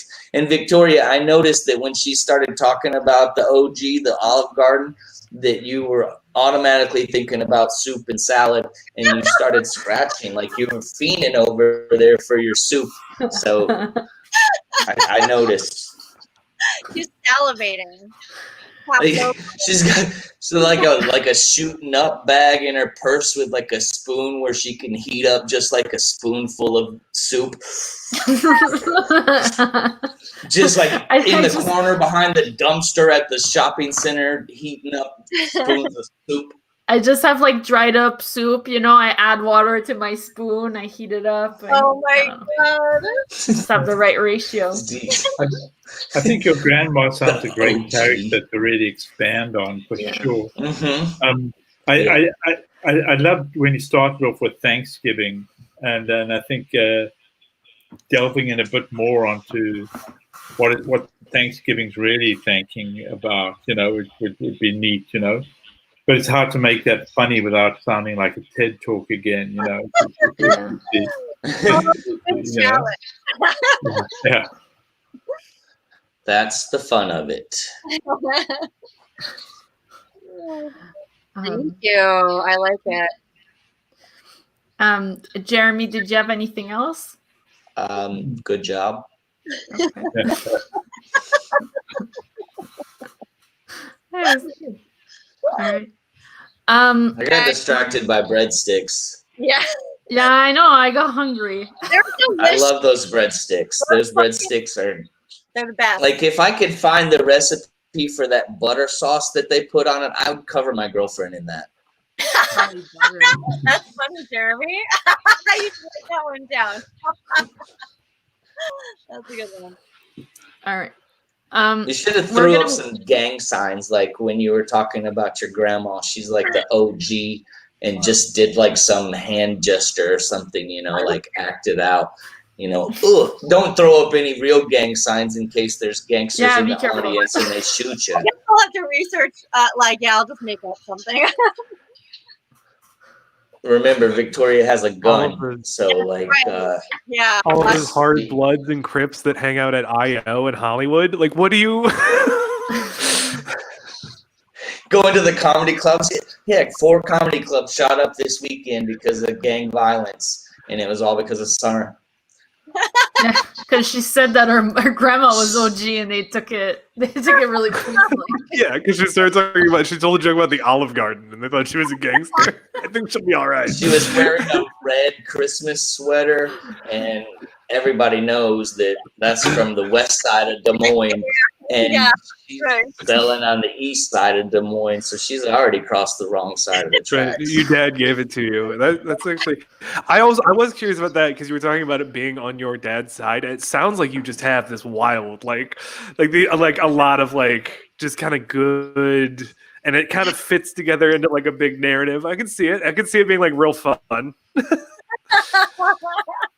pretty crazy. All right. We're gonna move on to the next comedian, Right. who is Wardy. Thank you. Folks, we're being told by all levels of government that we're heading into a very critical period in 2020. And I want to tell you, it's all a hoax. It's just a conspiracy by big government and big business to control our movement and take our money as well. I say this because there's absolutely no peer-reviewed research studies that have proven that Santa Claus exists, okay? And for those of you for whom Jesus is your favorite imaginary friend, the book about him makes no reference to him being born at Christmas, okay? And so, sorry, while on the subject of religion, I live in Quebec, and I'm still amazed after 25 years how many towns, streets, and God knows what all else that are named after saints. There's even a place called St. Louis du Ha-Ha. Now that would be a great name for a comedy club, but actually it's for some tiny little hick town of 1,400 people. But this got me to thinking, who or what are saints? And I discovered that they're these demigods that are sort of like God's receptionists. They sort of handle his what do you call it? His help desk. Because God's kind of a busy guy, right? So he needs his help, right?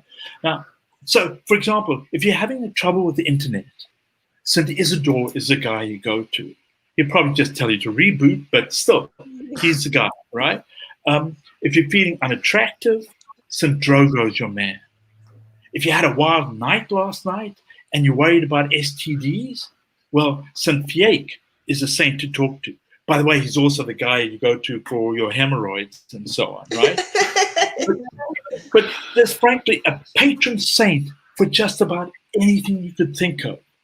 The only exception, it seems, is for narcissists. And you'd think this would be a problem for Tweety McTweetface south of the border here. But he probably assumes, like most narcissists assume, that they have a hotline straight through to the narcissist in chief himself, right? So the obvious question for me was, how does someone become a saint? And it's apparently the church declares someone a saint if they've been found to proof that they have performed 2 miracles, right? Apart from obviously being a good propagandist for the church, right? But they often have to really scrape the barrel to get some of those miracles. Take, for example, St. Thomas of Aquinas and the miracle of the herrings, right? Now, St. Thomas, when he was lying on his bed, his friends came to him and said, "Can we get you anything?" And he said, "Oh, I'd love some herring to eat."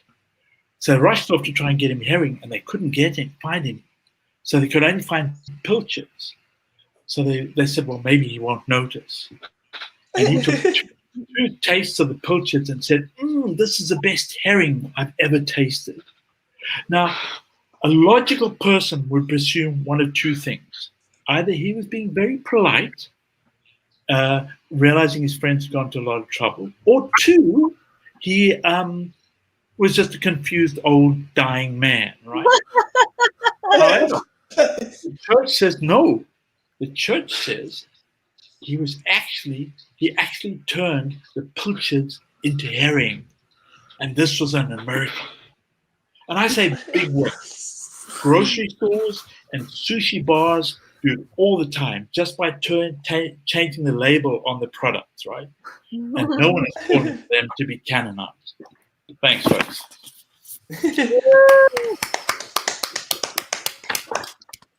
That was really good. I really enjoyed it. The herring bit, I thought that maybe like it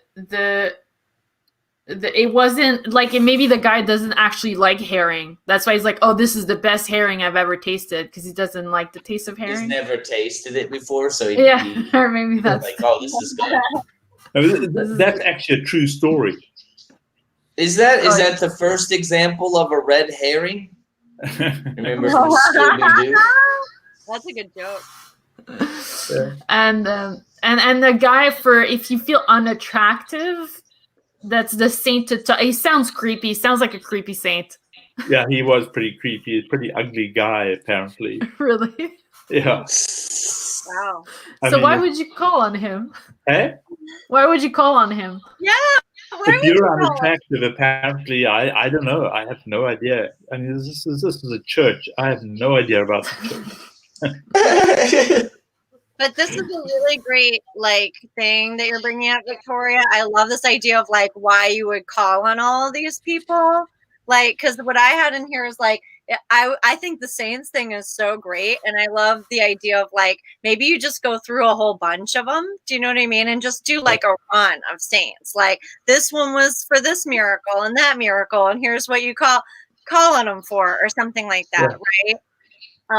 Or you're debunking them or something, you know what I mean? Just go through and be who's the guy? The one guy that Saint something? He's the saint of passageway, good passage or something. So everybody has the little guy in their car.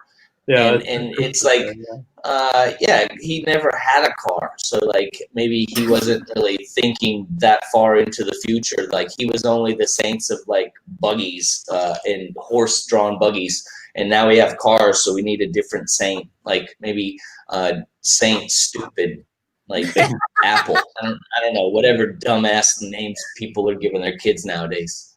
Well, Saint Isidore was died in the 7th century, so and he's the saint of the internet. Go figure. You know. Are you kidding me? Yeah. And Yes, That's so fascinating. and he is the one who brings you all the great shit porn and stuff like that.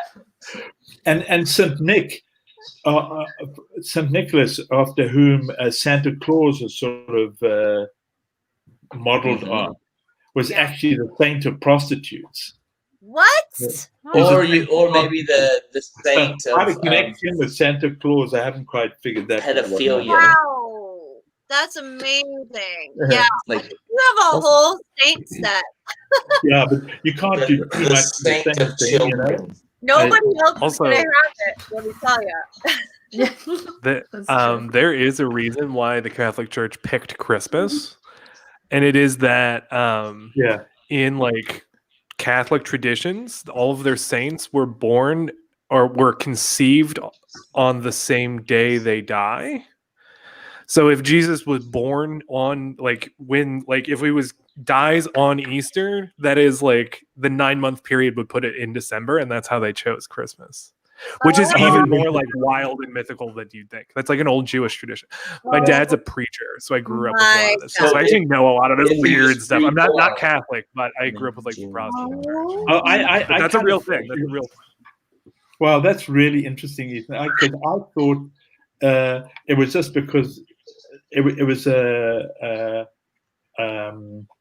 lot of pagan religions had celebrated the winter solstice, and so this is You trying look to take it at over. the idea of a saint that dies and is conceived on the same day of the year. That's kind of a pagan idea. Yeah.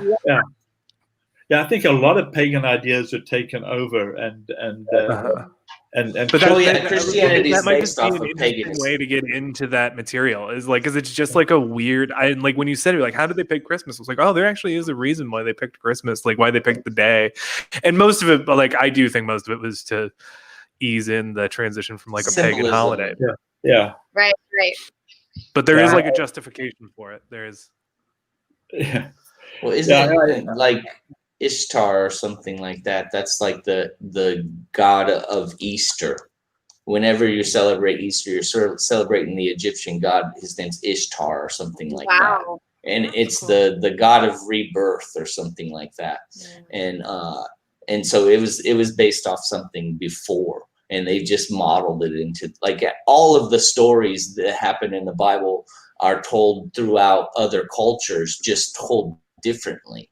So I've always thought about God it's like this. You see it from this way, and it's got this little thing at the top, and I see it from this way, and it's got this little thing at the top. It's the same God from a different perspective. Mhm. So everybody's probably got these saint pedophiles and saint internets and things like that. They just call them different, like in Islam, it's all Muhammad. I mean, Yeah. they're different variations of Muhammad, but he's Muhammad of the Jews. That doesn't make sense because they don't like each other.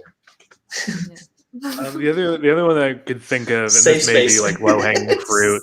This may be low hanging fruit. You by all means don't have to take it at all. But like you made a joke about the saint of narcissism, and then you kind of referenced Trump, which is fine. But I was trying to think of like what the two things you would claim if he was trying to become the saint of narcissists, like what would you claim as his two miracles? And like I was thinking one of them is that he bankrupted a casino because that's fucking hard to do. Like that is a miracle. Like that, you have to actively try to bankrupt a casino. But I was trying to think of another one that isn't just like becoming the president. Like that's kind of low hanging. You know what I mean? Like you got to find something a little bit more clever that he did. Yeah, there's probably so many fun opportunities in there. I love that. It's great. Yeah, that's true. All right. Does anybody else have any other feedback? Oh, So we're gonna move on to Ethan. Ethan, are you ready? I'm ready. Look at my notes up here. Okay, listen. I was one of the first people who I was a bartender and a bar manager going into COVID. So I was one of the first people who got laid off. I have not been at work a day since March. It's nuts. Wow. And I can say this one. We've all spent the last 6 months in our apartment, and everything's gotten a little, like, the world has gotten a little bit weirder. We've all ratcheted up, like, the weirdness level a little bit as like the world community. And that makes me all of you just need to, in general, in your daily life, just cut some more slack to homeschool kids. Okay. You spent 6 months. They will spend the first 18 years of their life in their house. Of course, they're going to come out weird. Like, of course, they're going to come out weird. That's a given. We need to move on from there. We need to stop. We need to we need to rehabilitate them and bring them back into society. I can also say this one because I was a homeschooled kid. I did it. It was it makes you an odd one. I can tell you that one. There's a lot of alone time. It's weird. Also, in this quarantine, I'm gonna tell you guys this, and I don't want any positive reaction because it doesn't deserve this. Since we started quarantining, I have lost 55 pounds, and that's not like I'm not trying to brag. It's like old boy. I'm just doing push-ups in the corner of my room because I got bored enough to get in shape. I want all of you to know that everybody I know everybody back in their closets behind me has some like skinny clothes from like 10 years ago that they've been holding on to.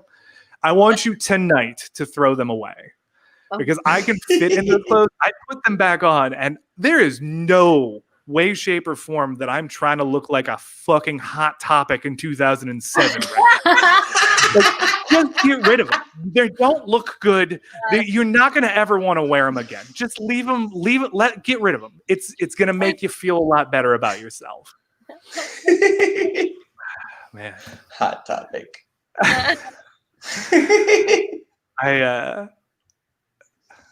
Yeah, you guys ever think about how much easier it was to get into history books? Like when in the past, it was just the bar was way lower. It was way easier. Like I had to learn about Paul Bunyan in school, and as far as I can tell, that dude just had a job. And it was like one of 3 jobs that you had at that time. You were either a lumberjack, a farmer, or you had like the consumption. You had tuberculosis and you were about to die. Like those were the 3 things you did, and he did one of them. And I still had to learn about him in school. How did this happen? Okay, I don't know. There's more. Then you got like Johnny Appleseed. This guy just had some fruit. Life at that point had to be so boring that the guy was defined by having apples. Like that was the interest. Oh, he was the interesting guy in town because he had apples. That sounds atrocious. And then, I came up with the last one. Well, what does everybody know? Did everybody have to learn about George Washington Carver? What's the first thing everybody knows about him? He made peanut butter?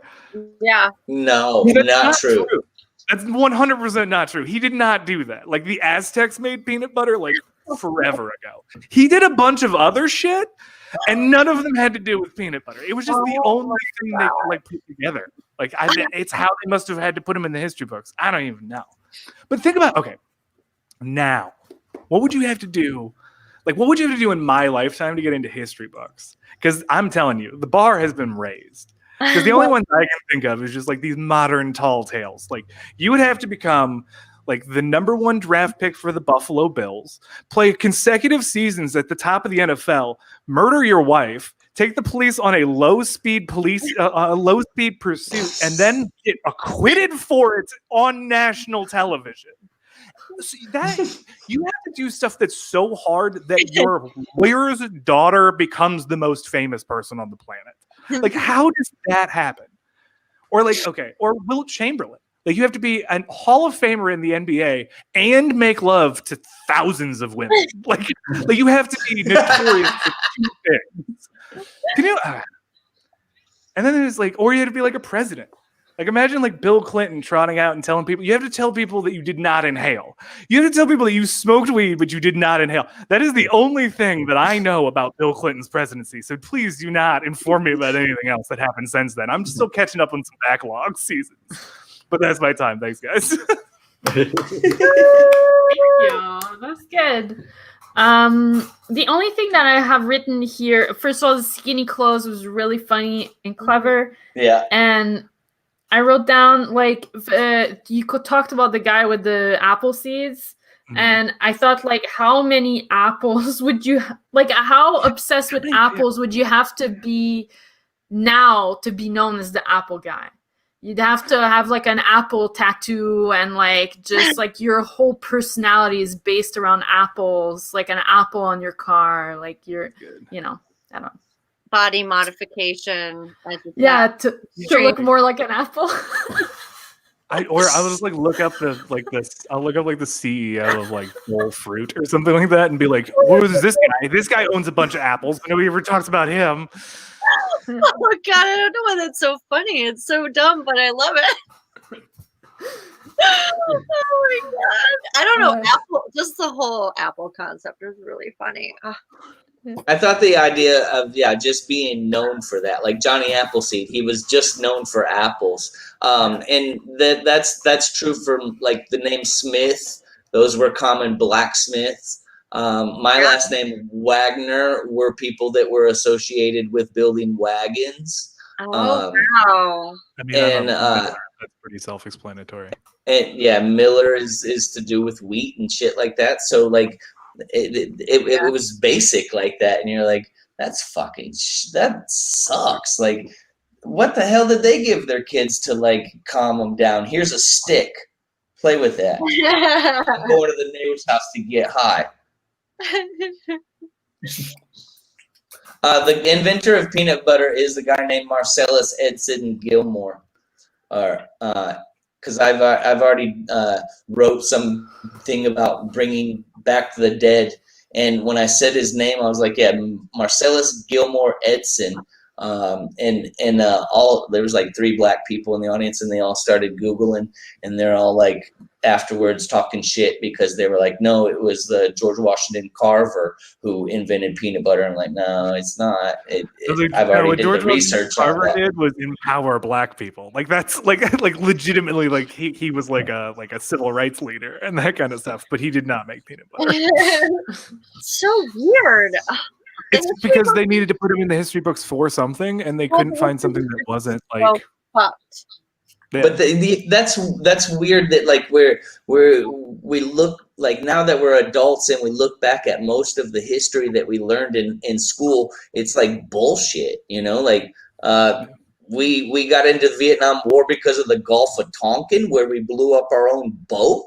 Like we don't talk about that in history class, but that was a reason to get into war. Just like some say 9/11 was a reason to get into war.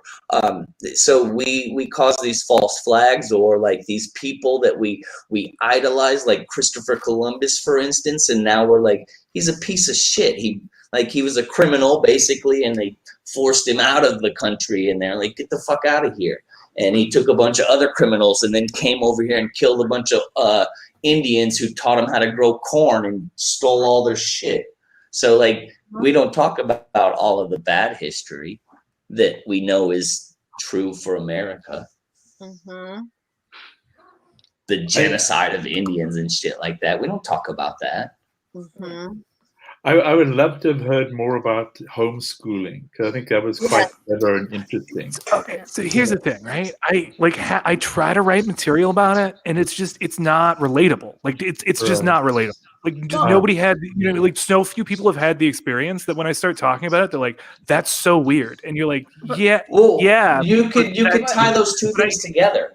But now, like I'm not saying it's impossible, but I'm saying like it's one of those ones that's actually like a harder thread to thread than you'd think it is. Because isn't everyone being homeschooled now? I mean, true. Now going forward, it would probably be a little bit easier, but people will be able to relate because of COVID, for sure. Because of COVID now, yeah. But I also previous think to this, it was a particularly hard thing to write material on, just because nobody has the frame of reference for it. But the I other think thing that is- would be the way you would tie You- the two together with history. You know, like you're like all these other kids in school learned about this stuff, and we learned what really happened. And now that we're adults, we kind of know what really happened, or we know more so much that what we learned was shit. So like people would pick up on that. You're like, yeah, I was smart because I learned this shit whenever I was in school, you know, at homeschool or something. Yeah. I think it's great What were you that saying, you Morty? lost weight over COVID. Because you were bored. But No, Yeah. I mean, I love the that. people who know the movie, they're like, the majority of comics I heard talking about weight over COVID all talk about putting on weight. You know, people at home and you're bored and you eat. So I don't know where one can go with that, but I think it's really interesting that you actually were able to achieve that. I mean, it may be because you didn't have enough money coming in anymore and you starved, but I don't know.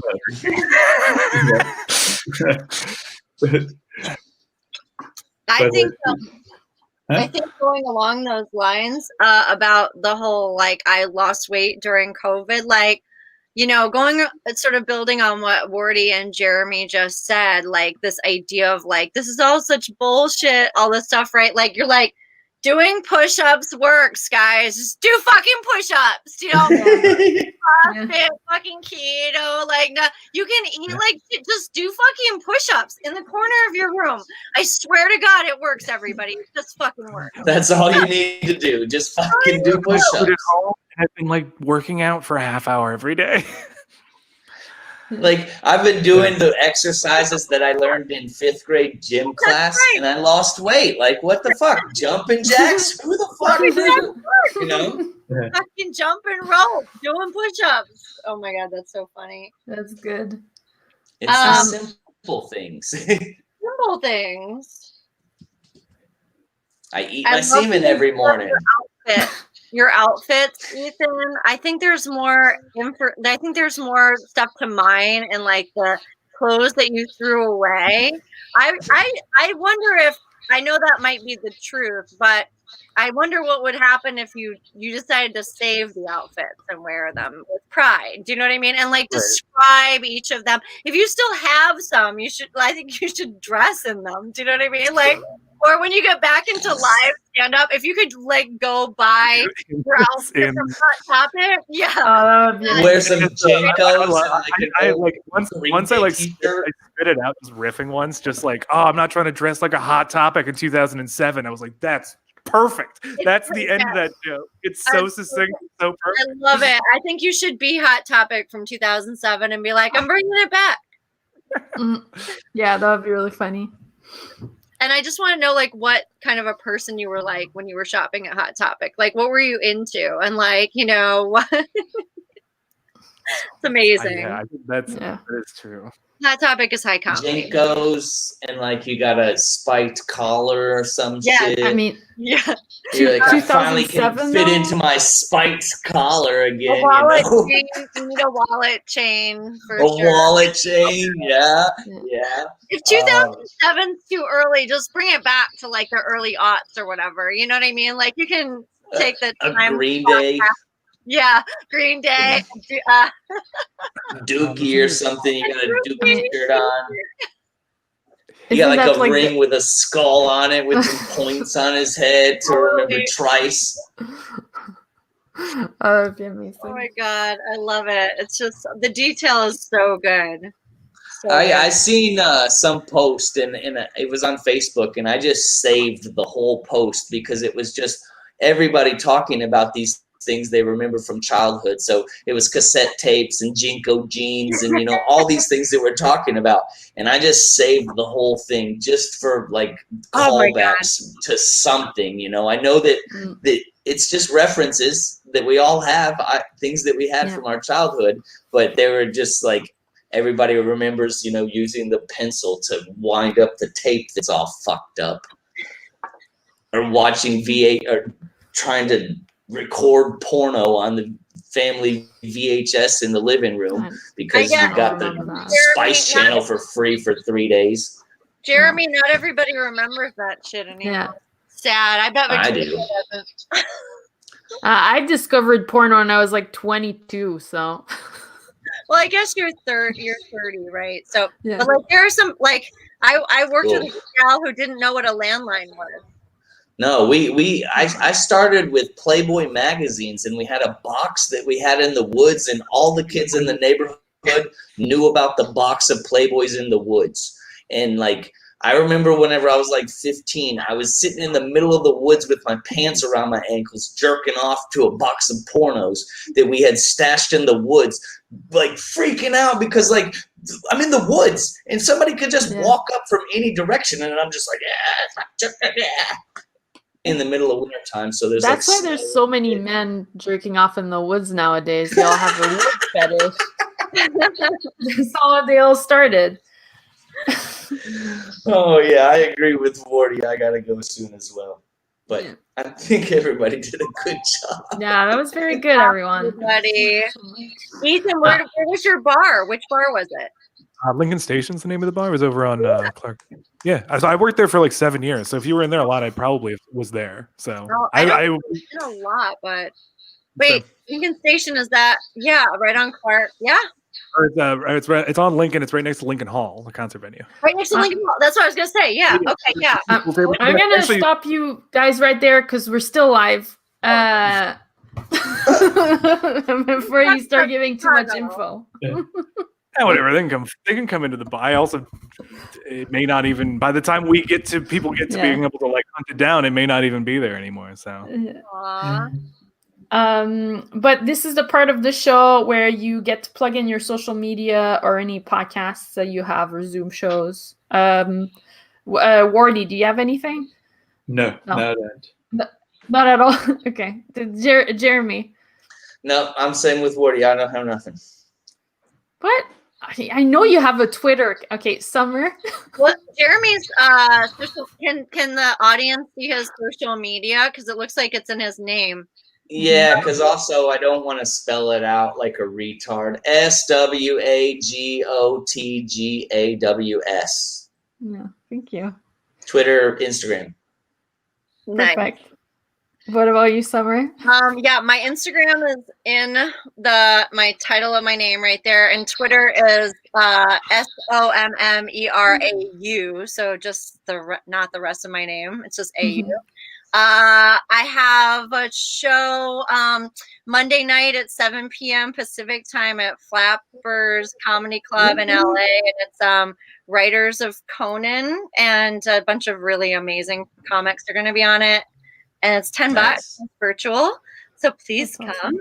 And then also I produce a showcase for women and non-binary comics. Once a month, it's called the Go-Go Show, and our next one is December 19th. We've got just some great people, and that's going to be streaming free virtually at thelincolnloft.com, and that's Saturday, December 19th at 8 p.m. Central Time. Thank you. What about you, Ethan? Yeah, you can follow my Instagram at Ethan Miller Stands Up, or follow my other more important one. That's the more fun one to watch. That is Ethan Miller Art. And then go buy a gift card from Lincoln Station in Chicago. So I have a job in so we have a bar. Actually, I used to host shows there right before we quarantined. I was like a week away from hosting another show there. Oh, that sucks. So yeah, support some venues and keep my employment stream, or just follow me. I have stuff I'm working on. I got things. I'm not talking about them yet. Perfect. As for me, you can follow me on Instagram at Victoria for Days. That's like no numbers, no weird letters, just Victoria for Days. And this Sunday at 7 p.m., I'm going to be co-hosting the Luke Lindale show online. So you should definitely show up for that. And other than that, that's it. Did everybody have fun? We did. Yes. Yeah. All right. Yeah, So I'm just great. yeah. Thank you very much. I'm really glad to see you guys again. But yeah, good night, everyone. Thank you.